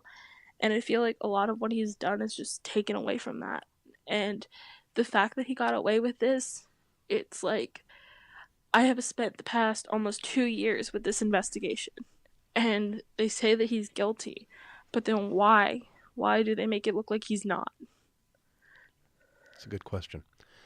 I really appreciate you again, taking time to talk to me about this and sharing this story with my listeners and anybody else I can get to listen to it. I feel it was an act of bravery on your part. It's very hard to talk about these things. It's very hard to listen to these type of things. But I want you to, if anything, please appreciate that you've quite possibly probably saved other people from experiencing something similar or worse. So if there's anything positive in this, that's definitely something that you should be proud of in that aspect. Thank you so much. Thank you. Really do hope that people just recognize that this person is not some kind of innocent person. He appears on the outside to be so charming and so trustworthy, but he's actually an evil monster, and people don't know that because he's covered up in the guise of being such a good person. I understand completely. I'm going to let you go, and I will definitely talk to you again before the release of this podcast, okay? Thank you so much. Have a nice day, guys. Take care. Okay, so there you've heard the first of 2 interviews you'll be hearing in this podcast. Again, you just got done hearing the younger of the 2 victims, Ariana, describing in tremendous detail her experience. Definitely not the right word, but the word I'm going to have to use right now. Her experience with Dave Logsdon. Dave or David Logsdon. Logsdon. One thing after the fact, she messaged me after the recording was completed the next day. She sent me some messages kind of updating me on some things as far as his release from home detention. The fact that based on the or what she assumes, we don't have a legal clarification yet because of the level of sex offender that he is listed at. He's not required to stay away from schools. He is technically not required to stay away from her any amount of distance, be it 100 feet, 500 feet, or anything like that. Based on the message that she was receiving via text message from her victim advocate, who was explaining this all to her, and she was sharing with me directly. He cannot come up to her. He cannot talk to her. If he does that, then she can call the police and hope that they get there in time to remove him away from her before he continues to talk to her or harass her or physically harm her or whatever it is that he may or may not do. And again, this is why I'm stressing you guys to help me get this message far and around the world, so we can put some pressure on the state of Pennsylvania to, number one, protect these ladies and address how they handle victims in this situation. Something else she wanted me to point out, a part of the story that she didn't talk about or describe when riding with Mr. Logsdon, Mr. Dave, Logs Logsdon, while she was getting her driving instruction, as it were, from him. Was a quote she felt was important that she neglected to tell me during the interview, and that is in her official statement. when she mentioned his age to him in their conversations, she quoted him as saying, 16, you're almost an adult. Or you're basically adult. That's what he said. And she thought that was important to his mind state and the character or lack thereof of this person. How many 16-year-olds do you know? How many 16-year-olds, when you look at them, say, yeah, that's pretty much an adult right there? I can't think of any. I can think of myself at 16 years old and how, I don't know, how naive or how unaware of the greater elements of the world I was. But I was the furthest thing from an adult. I know that. Maybe that may be different degrees for one person or another, but definitely not an adult. But for a grown 30-something-year-old man to look at a 16-year-old girl, a girl put in his care and his trust in the form of a driving instructor, and to look at her and desire her in such a way that she was an adult. So yeah, I agree with her. That is probably a very important comment made by David Logsdon that we should know about. Again, David or Dave Logsdon, Logsdon. All right, now prepare yourself for the second of the two interviews. Again, you will be hearing me speak with Victoria. Victoria is the sadly currently still married to wife of David Logsdon, Dave or David Logsdon, Logsdon. But of course, she is actively trying to divorce him. And as you find out in this part of the interview, Mr. Logsdon is doing anything and everything to make that as difficult of a process as possible, including also stalking either directly or indirectly with the help of some people that's going to surprise you. Yeah, but I'll let her tell that part of the story. So again, this is, I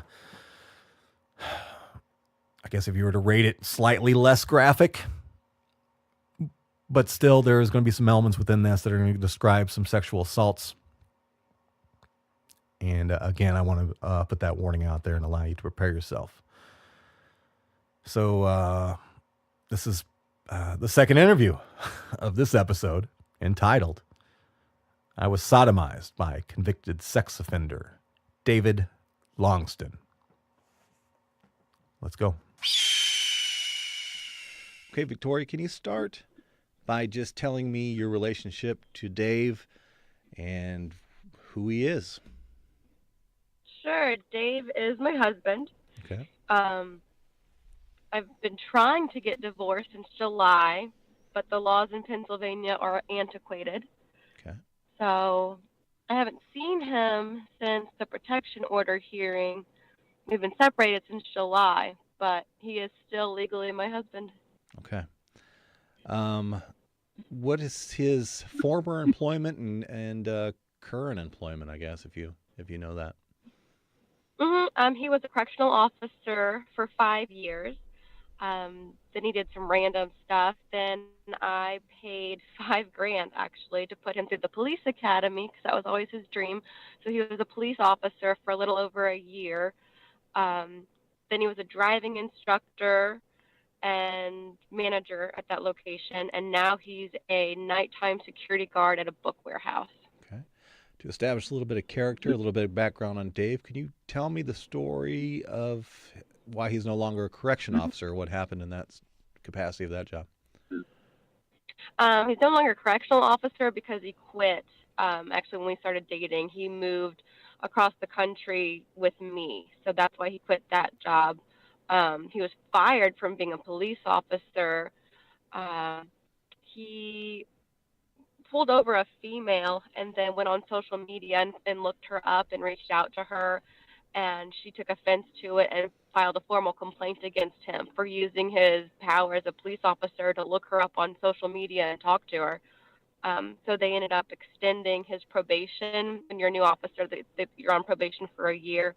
So they extended his probation, and he filed a formal complaint against the chief that he didn't think it was fair, that he had to be on further probation, and basically got himself fired. It was look, quit or you're going. So he Okay. had to resign, but he was fired. Okay. Then maybe I misunderstood our conversation last night, and maybe it was not a termination event, but maybe some kind of write up. I'm just again to add to kind of character who we're dealing with. Was there an incident or something related to his job as a correction officer that? Oh yeah, he wasn't fired from that, but he was under investigation for abusing inmates. He and another guy drug an inmate by feet in the hospital, and he was under investigation for that. There was a lawsuit that the inmate had against him. I think the ultimate outcome, I think the inmate won, but like won like $1. It was a joke. But yeah, he was under investigation as a correctional officer for abusing inmates. Okay. Now I just got done talking with Ariana, so we, the listeners, and we all know the story. So now I basically want to get it the kind of the story as you know it and through your perspective. Can you tell me when you? Well, actually, let me start like this. You know when it happened. You know the time when the incident happened, and I think I asked you like this last night. Around the time of that incident, where the event actually happened between him and Ariana. Do you remember any change of behavior prior or after that event that maybe grabbed your attention, and in retrospect, looking back, it was kind of a red light? Yes, absolutely. We had kind of a rocky marriage the whole time, and then about I didn't know about Ariana's incident at the time, but I would say the October following the incident, he became a much better husband to me. He let me go on a couple's costume for Halloween, which I always wanted to do. We had a great Thanksgiving. We did a really romantic, sweet couples photography session. Both of his sisters are photographers, and one of his gifts to me for Christmas was like this Christmas photography session, and the photos were beautiful. We had a great Christmas together. We had a great New Year's together. And I remember kind of thinking, like, I wonder what he did. Like, I wonder what he bought. I thought, like, in the back of my head, did he buy a four-wheeler? Or did he buy another motorcycle? Like, why is he being so nice to me right now? Like, what did he do? I kind of joked about it at the time, but turns out he was trying to schmooze me over because I think he knew the shit was going to hit the fan. Okay. I definitely understand that. So now, after saying that, when is the first time that you became aware of something happening or any kind of investigation going or whatever? What is where's your timeline start in this? My timeline starts January 3rd, 2018. He told me we had to talk, so I came home from work, and he was in the kitchen on the floor, sobbing, actually. And I'd never seen him cry in my life, not when his grandpa died, not when our dog died. But he was sobbing and said, is there ever something where you would leave me? Like, I'm afraid you're going to leave me. It's so bad. It's so bad. And finally, I got him to talk to me and tell me that he was under investigation. Of course, his version is a lot different than Ariana's version. Can you tell us his version of what happened? Yeah, his version was that they were on a drive time and that she came on to him and that she asked him inappropriate sexual questions and that she's the one that wanted to engage in sexual activities, but that she was on her period, so they would have to have, anal sex. And, at the time I was just in shock. And like now I'm like, well, either way, that's disgusting. Like you're a grown man. You don't take advantage of a 16-year-old, even if it's her idea. Like you just don't do that. Right. Was that your original take on it? How did you originally receive the information as from him? Did you side with him? Did you believe him? What was your initial take? It was I believed him. I defended him. I had like this I don't know, like this wife instinct to protect him. And so I spent 5 grand on a really good defense attorney, and we came up with a plan. Um, I guess because denial is very strong. Like no one wants to believe that. No one wants to believe that their husband is a monster. And I was just kind of in this will go away. This isn't as bad as I think that it is. So I was really like on his side, trying to protect him for months, actually. Right. So how did things proceed from there? Again, just you kind of following your timeline. I know that after he told you and you got the lawyer, you told the parents, correct? His parents? So he actually told his parents the day after he told me. We had his parents come over for dinner, and he told his parents exactly what he had told me, that this happened and that he was under investigation. His dad was pretty quiet, stoic, didn't really say much. His mom was crying. But she just didn't understand why. She just kept saying, "Why would you do that? Why would you do that to Tori? Like, why would you do that? You're married. Like, why?" And all Dave would do is kind of shake his head, put his hands up in the air, and I don't know. I don't know why. Like, and to this day, he doesn't have an answer for why he did it. Okay.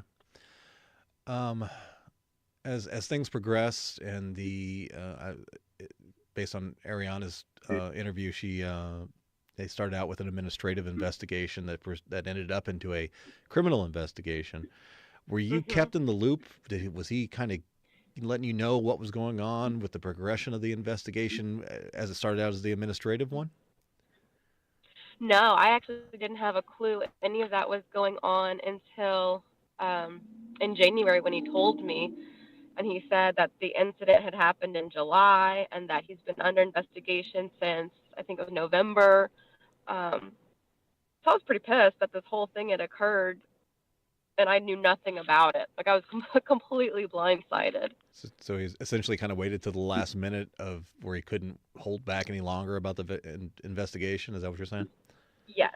Yes. Okay. I think it wasn't going anywhere. It wasn't going away. The investigation was going to continue. And I think it just didn't get swept under the rug like he was hoping. Okay. And at that point, when you realized the seriousness of it, were you starting to have any kind of change of feelings or take on if you believed him or not at this time? I was, after the initial shock and I started to have time to process things, I started to realize, whether I believed Dave's version or Ariana's version, like either way, I couldn't stay married to someone like that. Either way, he cheated. And again, it doesn't matter who came on to who, it's still super inappropriate. So I was already thinking, like, okay, whatever did happen, like, I believe in justice. You should be punished for what you did do, and you should not be punished for what you did not do. So I was still like, okay, let's get you this lawyer. If it did happen, then, you're the teacher. That's like a 4th-degree misdemeanor and whatnot. Because at the time, I still believed that it was consensual. Right.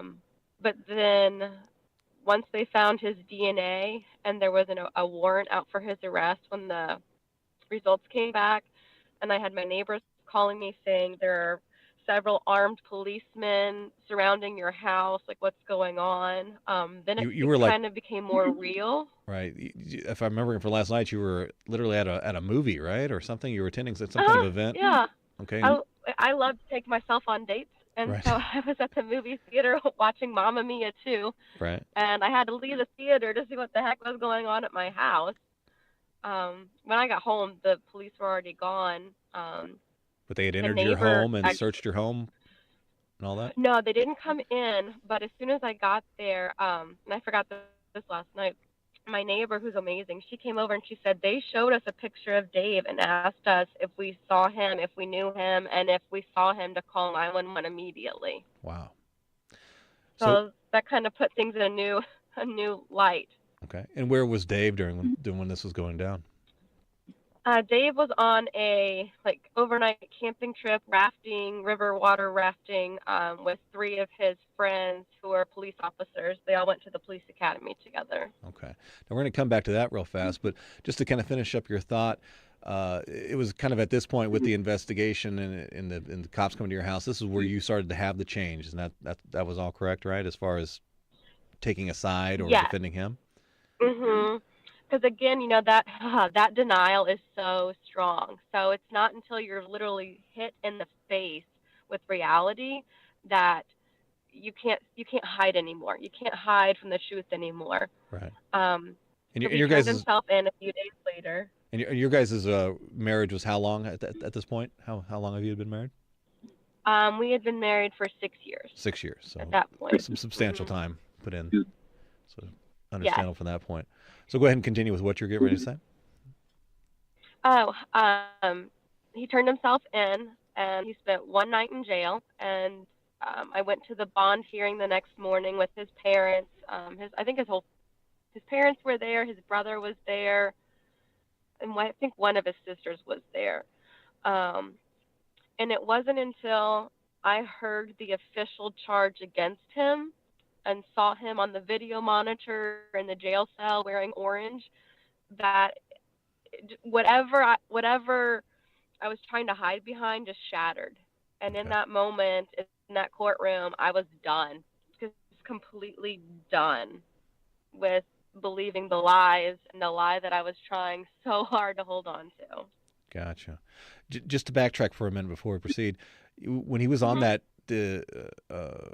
you said camping trip or whatever with his former police academy buddies. Now, am I right in saying, did you tell me that he told them while out on this trip that this was getting ready to go down and this was going to happen? Was that correct? Yeah, so he told at least one of them that he was under investigation, that there was a warrant out for his arrest, and that it was bad. And they asked if it had to do with his current job, which is a driving instructor, and he said yes. How did you learn that? How did you learn that he told? Did he tell you that he told them, or? Yes. Okay. That was him telling me. Okay. So continuing with your story, after you've kind of come to that realization, you've seen him on the monitor, seeing him in the orange jumpsuit, and you're making this, decision in your mind to change from standing by your man to, on him. This is something he did. How did things go from there? Well, the very next day, I composed a letter to the judge because one of the conditions of him making bail was that he was put under pre-trial home detainment. And so he was under house arrest essentially at our house. And I was pretty pissed that no one asked me if I was okay with that. His official charge was non-consensual anal intercourse with a minor while in a role or position of authority. And I just remember being furious, and that they had DNA evidence. So clearly, my husband had DNA evidence with someone else, and it wasn't me. So why would no one ask me if I was okay with him living with me? Right. So I wrote a letter to the judge, and I asked that Dave be moved to his brother's house, his parents' house. I didn't care where. Just I wanted him out of my house. Okay. As far as your contact with him, when was the next contact that you had? When was the next conversation you had? And what did that entail? Let's see. When he finally got home from being in jail that day, it was really late at night. So I just remember walking downstairs from the bedroom, unlocking the door, and then I went back up to bed and locked the bedroom door. And I don't know if he slept downstairs. I don't know if he slept in the spare room or not. But I made it clear that we were no longer going to be sharing a bedroom. Okay. And then the following day, was he defensive to that aspect at all? Was he excuse making at this point? What was his behavior? What was his attitude and demeanor? Very apologetic. tail tucked between his legs, very subdued. Like, I'm so sorry. I'm so sorry. I don't blame you if you leave me. Basically, if you look up narcissist and gaslighting, that's what he was trying to do. He was trying to make it where he's the victim and he's so sorry, and I'm a horrible person if I want to get divorced because Jesus hates divorce, Oh, and wow. how can I ask for a divorce and say that I'm a Christian woman? Wow.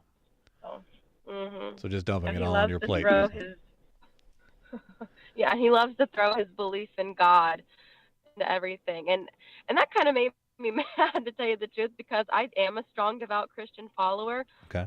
but my faith wavered a little bit for a while because I was like, Jesus, if you love me the same way that you love him, like what? Right. What gives? But So as the court developed, or as the case kind of unfolded and everything, they had already got the mouth swab. I guess when he got arrested, they had matched DNA. Tell me what you know about. I don't know, I'm trying to think of a tactful way to say this.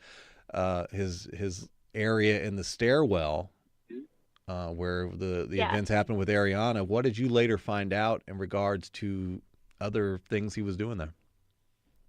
Yeah. So back in January, when he was confessing all of his sins to me, he conveniently left out that he was also banging a coworker in the stairwell. He only told me about that when they came up with his DNA and found it matched him, because now he had to have another reason for why they found his DNA in the stairwell.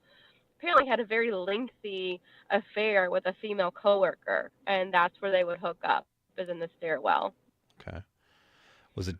Oh, and that was another thing. That was another red flag, because I had initially read Ariana's statement, and in her statement it says where it occurred. And so I was still thinking that it was just completely made up, and that Ariana was, I don't know, had a crush on him or wanted attention or whatever. But once Dave told me that he and the coworker were having sex in the stairwell, I think that's when that's when I started to believe her, because how would she know about the stairwell? She didn't. Right. So it had to have happened to her in the stairwell. Aside from the coworker, was there any other people that you were aware of that he had sex with, or meetings, or whatever we want to call it, in there? Is it? Yeah, there was another student. She was 17, and apparently that one really was consensual and fortunately not illegal.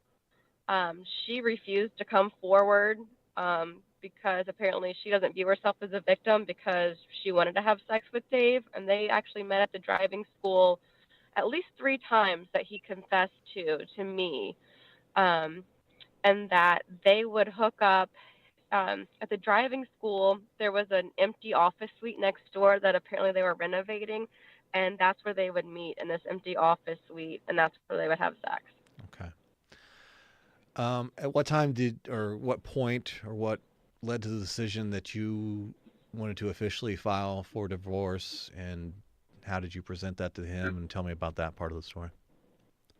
The day he got arrested was the day that I was done, and that's our official date of separation. I immediately called a lawyer and made an appointment for the following week to get the divorce ball rolling.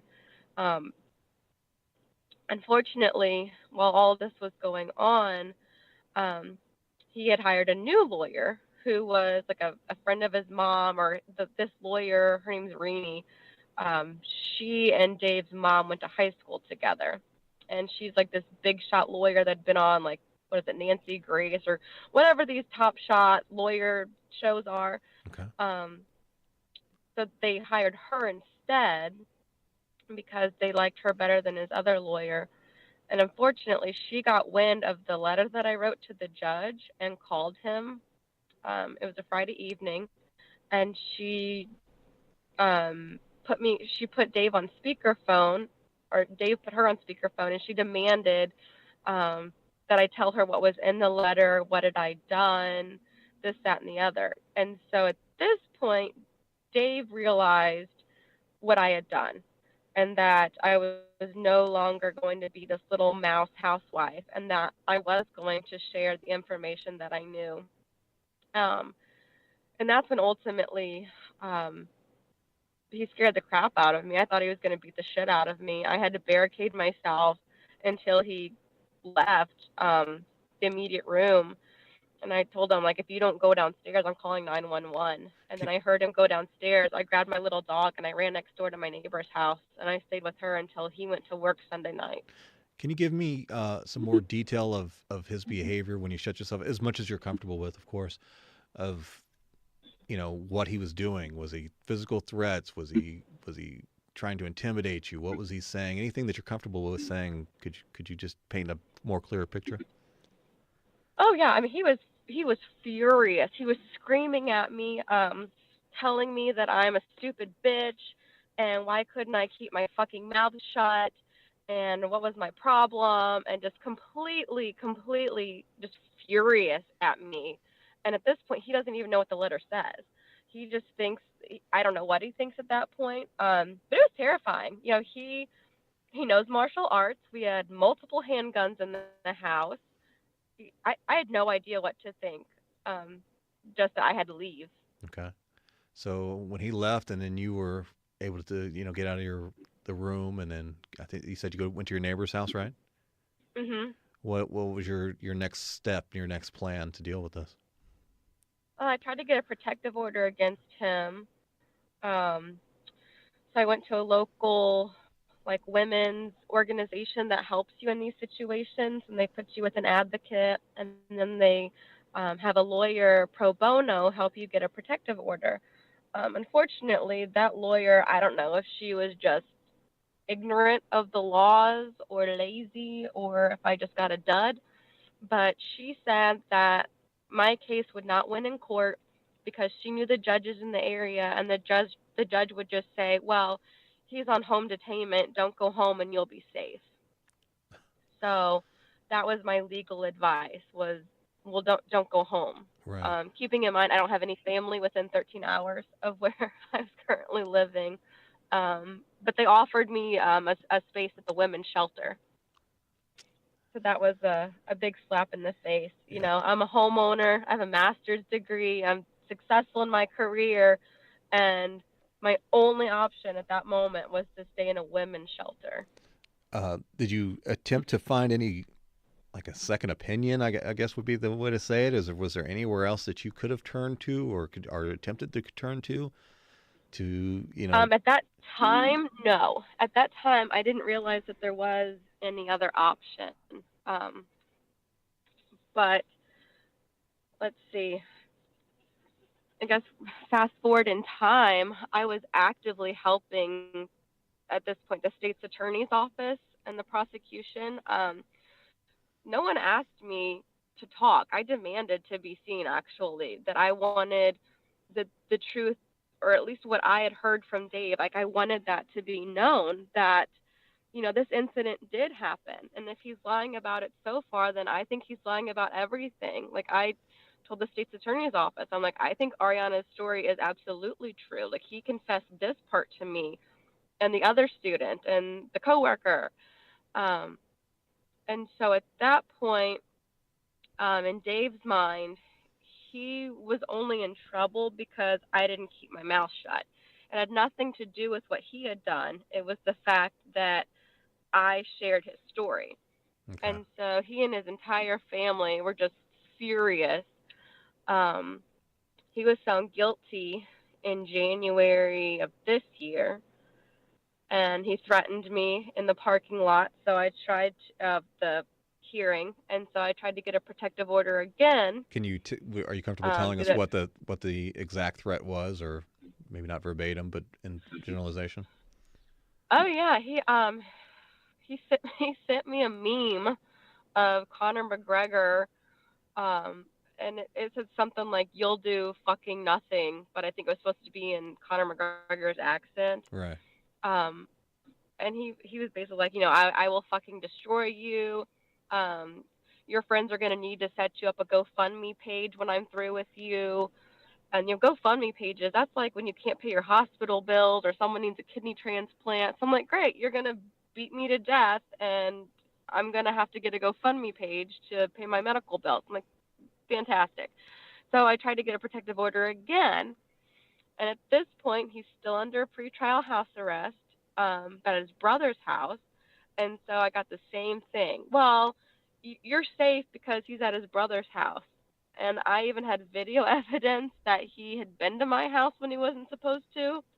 But none of that mattered. So it wasn't until my divorce attorney found out that this women's organization had been a dud. And she's like, okay, well, I know a lawyer who, it's not free, but this is what he does. He knows how to do this. So I met with him, paid thousands of dollars for a real lawyer, and I did actually finally get a protective order against Dave. Okay, and what that protective order, what did it limit him to as far as contact? He is not allowed to contact me or anyone in my family, including blood relatives and in-laws, in any context. And he can't post about me on social media. Okay. Because before I had blocked him, and that wasn't good enough. He would call me and text me from random numbers. There's like apps on your phone that generate random numbers, and he would call me and text me and email me from all these different accounts. Wow. He mailed me a glitter bomb. That was fun. I was kind of disappointed. Like, I've seen him on Facebook, so I took it outside, and I thought, oh, this is going to be, like, fun. Like, it's going to shoot out, like, confetti. Like, I was actually kind of, like, I thought it was funny, but it was a dud. Nothing happened. So. It's another kind of psychological torment, if anything else. Yep. So oh, yeah. What about as he's violating these things and making contact and doing things with these apps or whatever, are you reporting this to law enforcement? And if so, what is their reaction? What are they doing? If you're violating a protective order, you're breaking the law. Was there ever any arrest? Did they ever visit him in regards to this? Can you tell me a little bit about what they were doing to help you, if anything at all? Yeah, it was pretty disappointing. So before I got the protective order, I was still living at my house, and he was court-ordered home detainment at his brother's house, about 30 minutes away from our home. And at one point, he came onto my property, and I think he took like 2 propane gas tanks for the grill. Mm-hmm. And I had that on video because I spent over $1,000 on a security system and iron bars in all of my windows and propped against all my doors so that it would be really hard to break in. Was that, did you do that out of reaction to this incident, or was that something you did prior and just happened that was useful at the time? That's something I did the second the judge granted my wish that he be removed from my house to his brother's house. So the second Dave moved out, I protected my house. So you had some legitimate fear.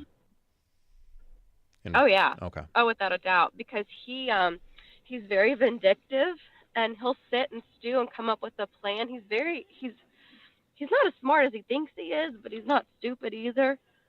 And he loves to play games, like psychological games. That's something I think I forgot to ask you. When we were talking yesterday. Give me your kind of take on his personality. And you were very descriptive about some of the things. Can you give me a little bit of that you were telling me last night about who he is as a person, day to day, and all that? Yeah, so he is definitely he's your typical bully. He's your typical I have to put you down so I feel better about myself kind of person. Okay. Any examples of that that you could say either something he did to you or to somebody else to kind of illustrate that? I'm sorry, what? Any thing that you remember that he did, something he did to maybe illustrate him being a bully or something like that you know of? Was he that way to you, or did you see him interacting with anybody in public that kind of way? I'm just trying to let the listener kind of get a feel or an example of the person that we're dealing with. Do you remember any specific details that he would allude to him being this bully?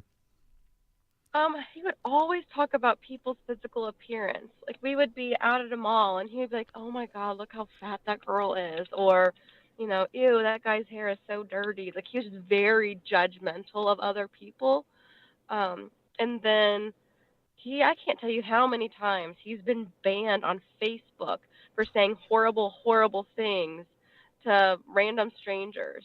Wow. Like, he's been banned at least 10 times on Facebook. I think he had to create a whole new account because they deleted his account. Okay.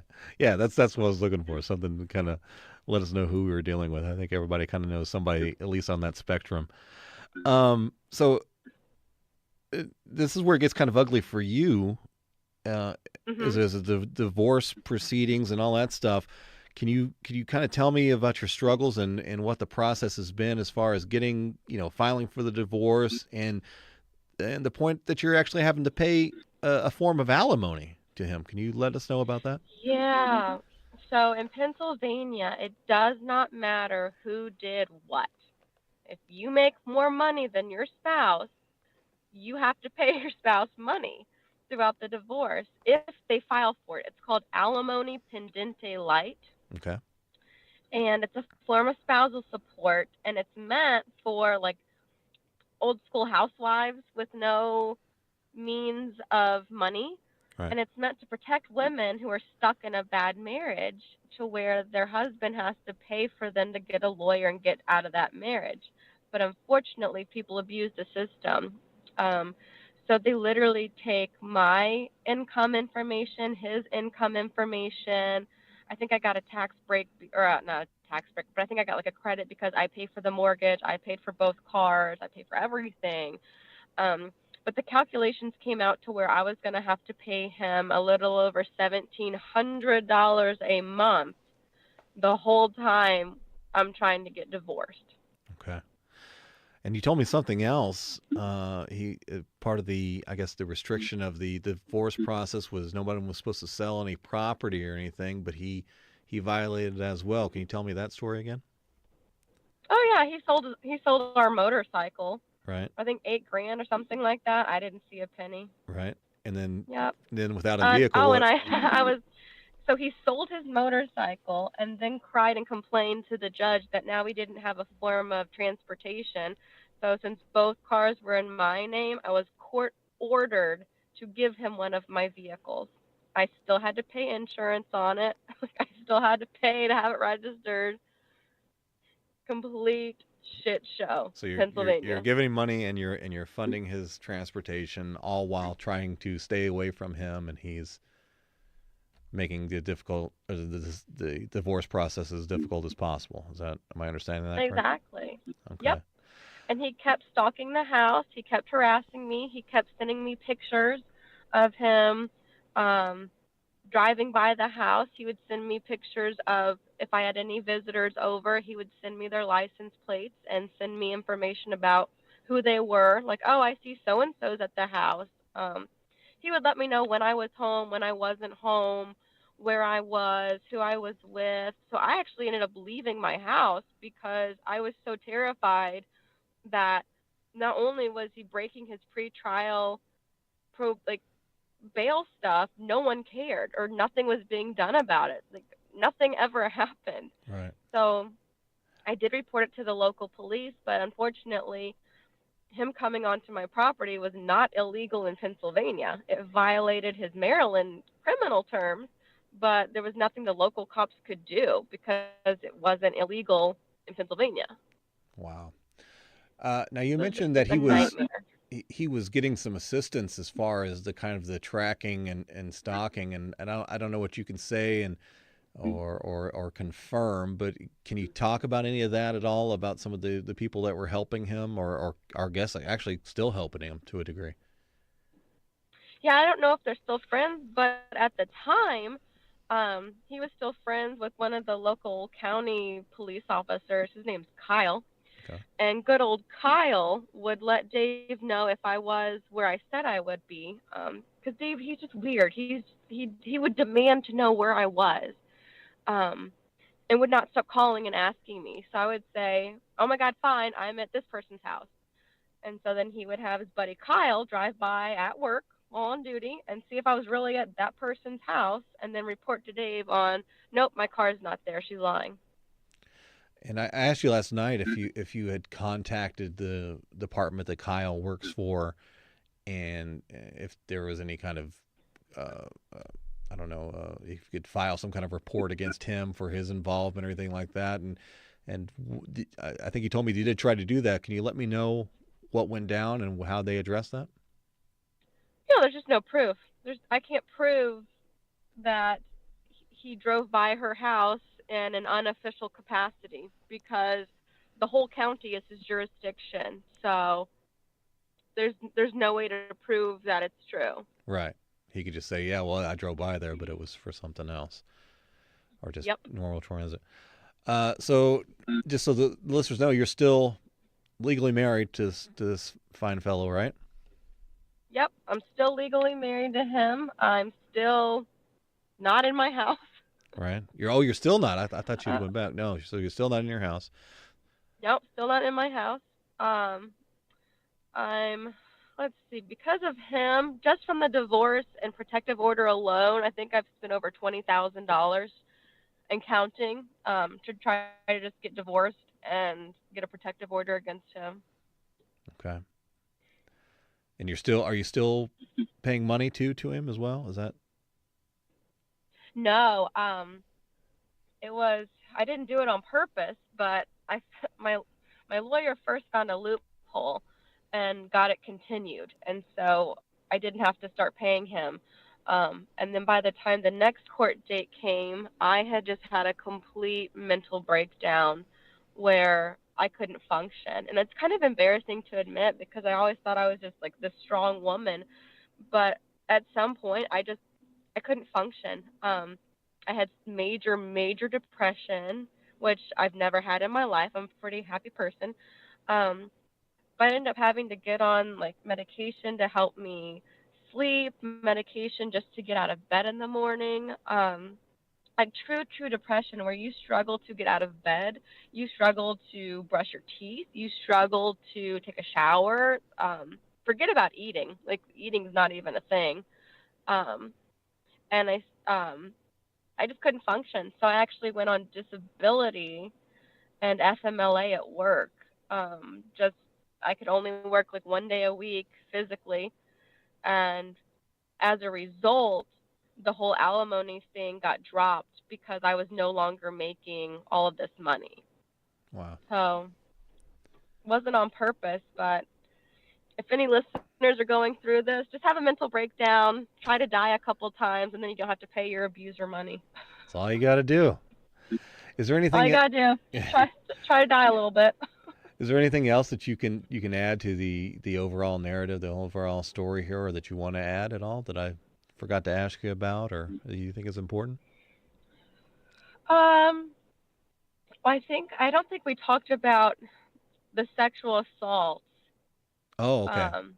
Well, then tell me what you want to be comfortable about. That was a component from that you sent me in that in your victim statements of what he was doing to you, because you were a victim as well. Mm-hmm. So yes. Please tell me whatever you're comfortable with as far as that, and when it happened and under what circumstance. So when we were still living in the house together, he had come home when he wasn't supposed to. He was supposed to be at work. So another violation of his pretrial. This was back at the very, very beginning, back in July, end of July. Yeah, he tried to rape me twice, and the first time was in the kitchen, and he wouldn't stop until he was just like, okay, well, make out with me for 10 seconds, and then I swear I'll leave you alone. Like, okay. So I made out with him for 10 seconds, and he left me alone. And then later that night, he came home from work when he wasn't supposed to, and came into the bedroom and again like climbed on top of me, tried to have sex with me after I said no multiple times. It wasn't until I hurt his feelings, his words, that made him stop. I told him that I was repulsed by him. I told him he's nothing but a child fucker. And at that point, I hurt his feelings, and that's why he stopped and didn't end up raping me, because I hurt his feelings. Poor guy. What Was there a criminal complaint filed in regards to those sexual assaults? I'm assuming that's what it would fall under. Yes. So at the time, I didn't file charges because it's just so gross. Like, it's just, you're violated. You don't want to talk about it. You just want to pretend like it never happened and go about your day, because having to talk about it later is worse, in my opinion, than experiencing it, which is why I think Ariana is so courageous, because when you do finally come forward, and I did ultimately come forward. I'm still waiting for the district attorney's office to get back with the local police to see what charges will be filed. Um, but like in the protective order hearing, in my police statement, you have to say all the gory details. You can't just say, oh, he sexually assaulted me. They want to know exactly where, what your position was, what his body position was. Um, like, you can't even say like, oh, I could feel that he was hard. They're like, I'm sorry, we need you to be more specific. I'm like, he had a fully erect penis. Like, Right. they make it so detailed that I'm like, okay, well, this is why no one comes forward.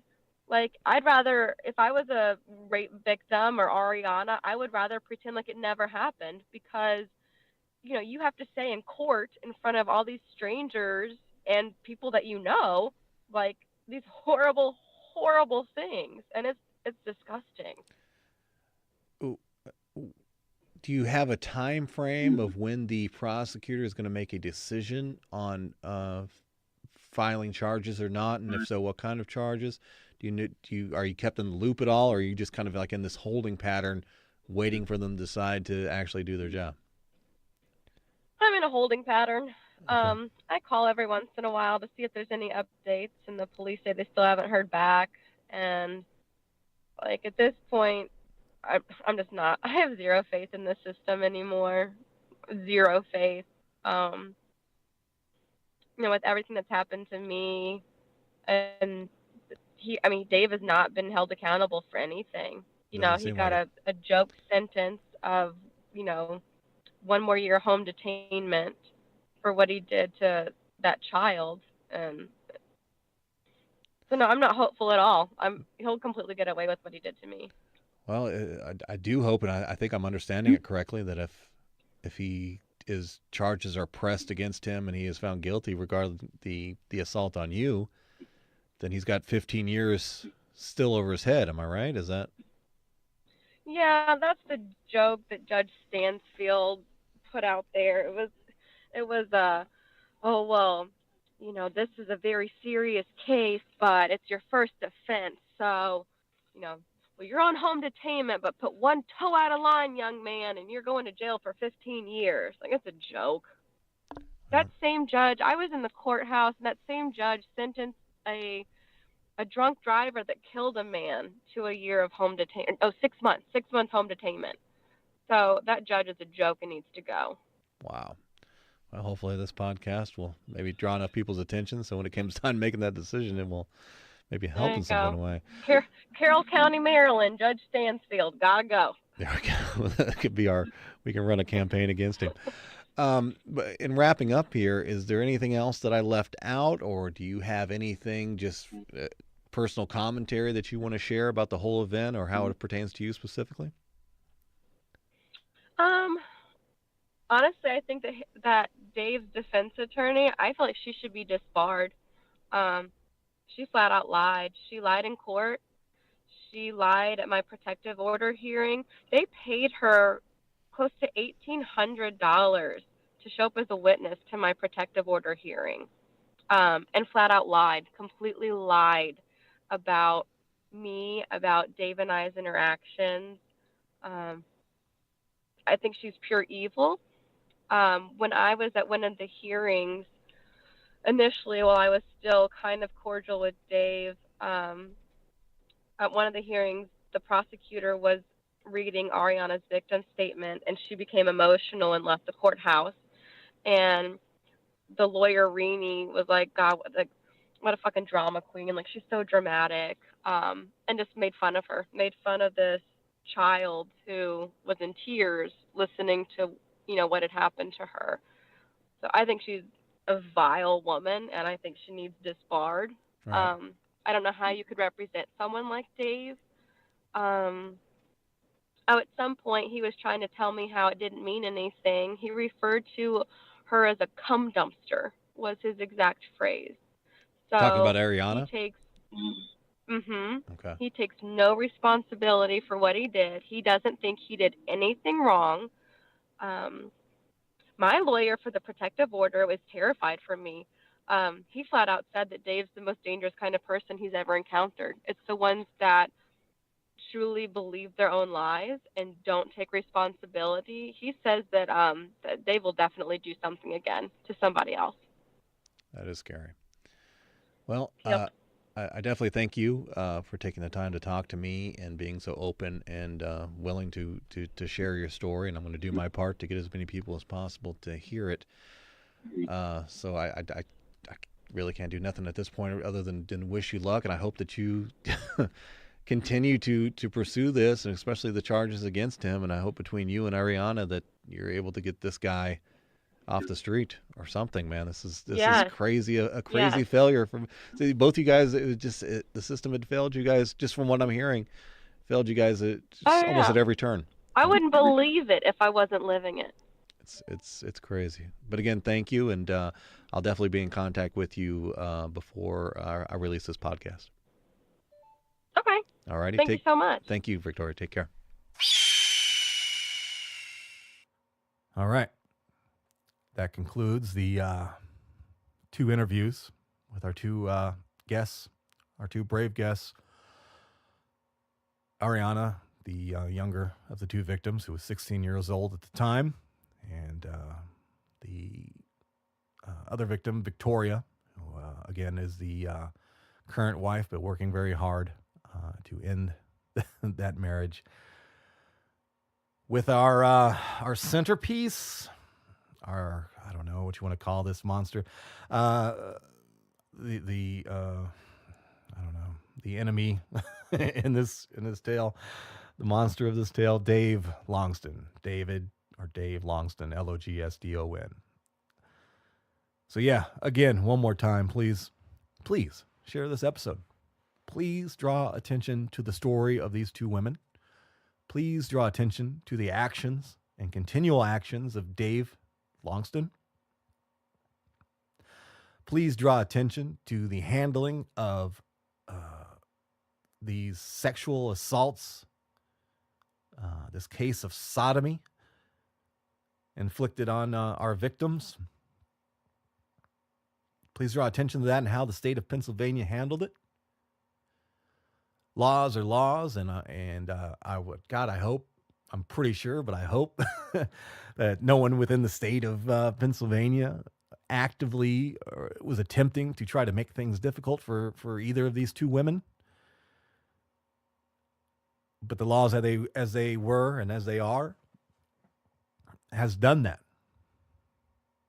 I can't pretend to have the answers or have the right solution. And I know that adjustments in too much in one direction either way would probably have negative effects to the spirit and idea of justice. But I think anyone who's listened to these stories and have reviewed the facts of this case and still pending cases would agree with me that it's not correct right now. And there needs to be some kind of adjustment to protect victims, whether it be women or men who are victims of these kinds of crimes. So again, please share these episodes.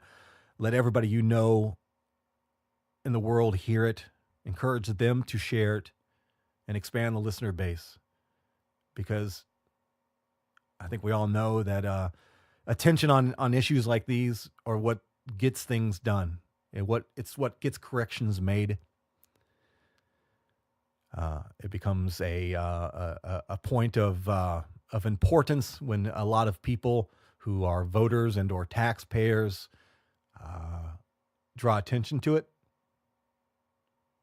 Again, anybody within the state of Pennsylvania's government, I don't know you. I don't know your intent or your actions or anything like that. So at this point, I don't hold anybody accountable or accusing anybody of doing anything wrong intentionally.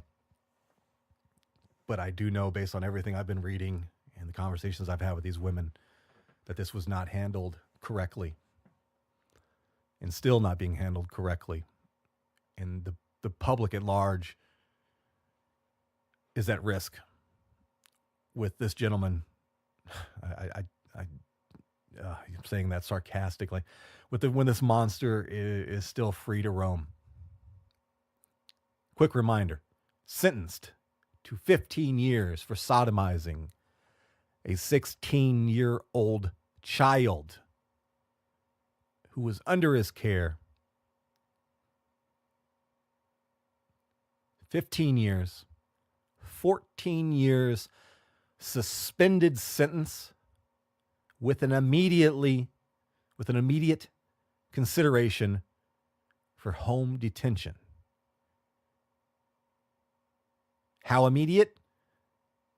Less than 3 hours after that sentence was handed down, he was free from custody and sent to home detention. During his arrest, I think he was held for about a week. So let's do some quick math here. 1 week plus 3 hours. 1 week plus 3 hours is the amount of time he has spent in a correctional facility for being convicted of sodomizing a 16-year-old child in the state of Pennsylvania. Is that clear enough? Share this episode. Draw attention to this episode. One more time, a tremendous thank you. And I am honestly in a degree of awe that these two women trusted me with this story, allowed me to help them tell this story and help them spread it to my listenership and beyond. Even though we were over telephones, you being able to tell me clearly, concisely, the details of these of your two stories individually and how they interacted collectively is impressive to me. Yeah, very impressive to me, especially Ariana. I mean, as young as you are, the way you've handled this and the other factors involved. It's very impressive, and I thank you for doing what you're doing, for helping each other and helping get the story out there, and because this is desperately needs to be done to prevent this individual, Dave Logsdon, Logsdon, David or Dave Logsdon, for committing any kind of crime like this again. So I thank you both. Also, thank you to my sponsor, simplewebsite.us, simplewebsite.us, the place you need to go if you would like somebody to help you create a beautiful website on the Squarespace website builder. Please go to filterfreeamerica.com for an example of their work, because they have built and they maintain my website for me.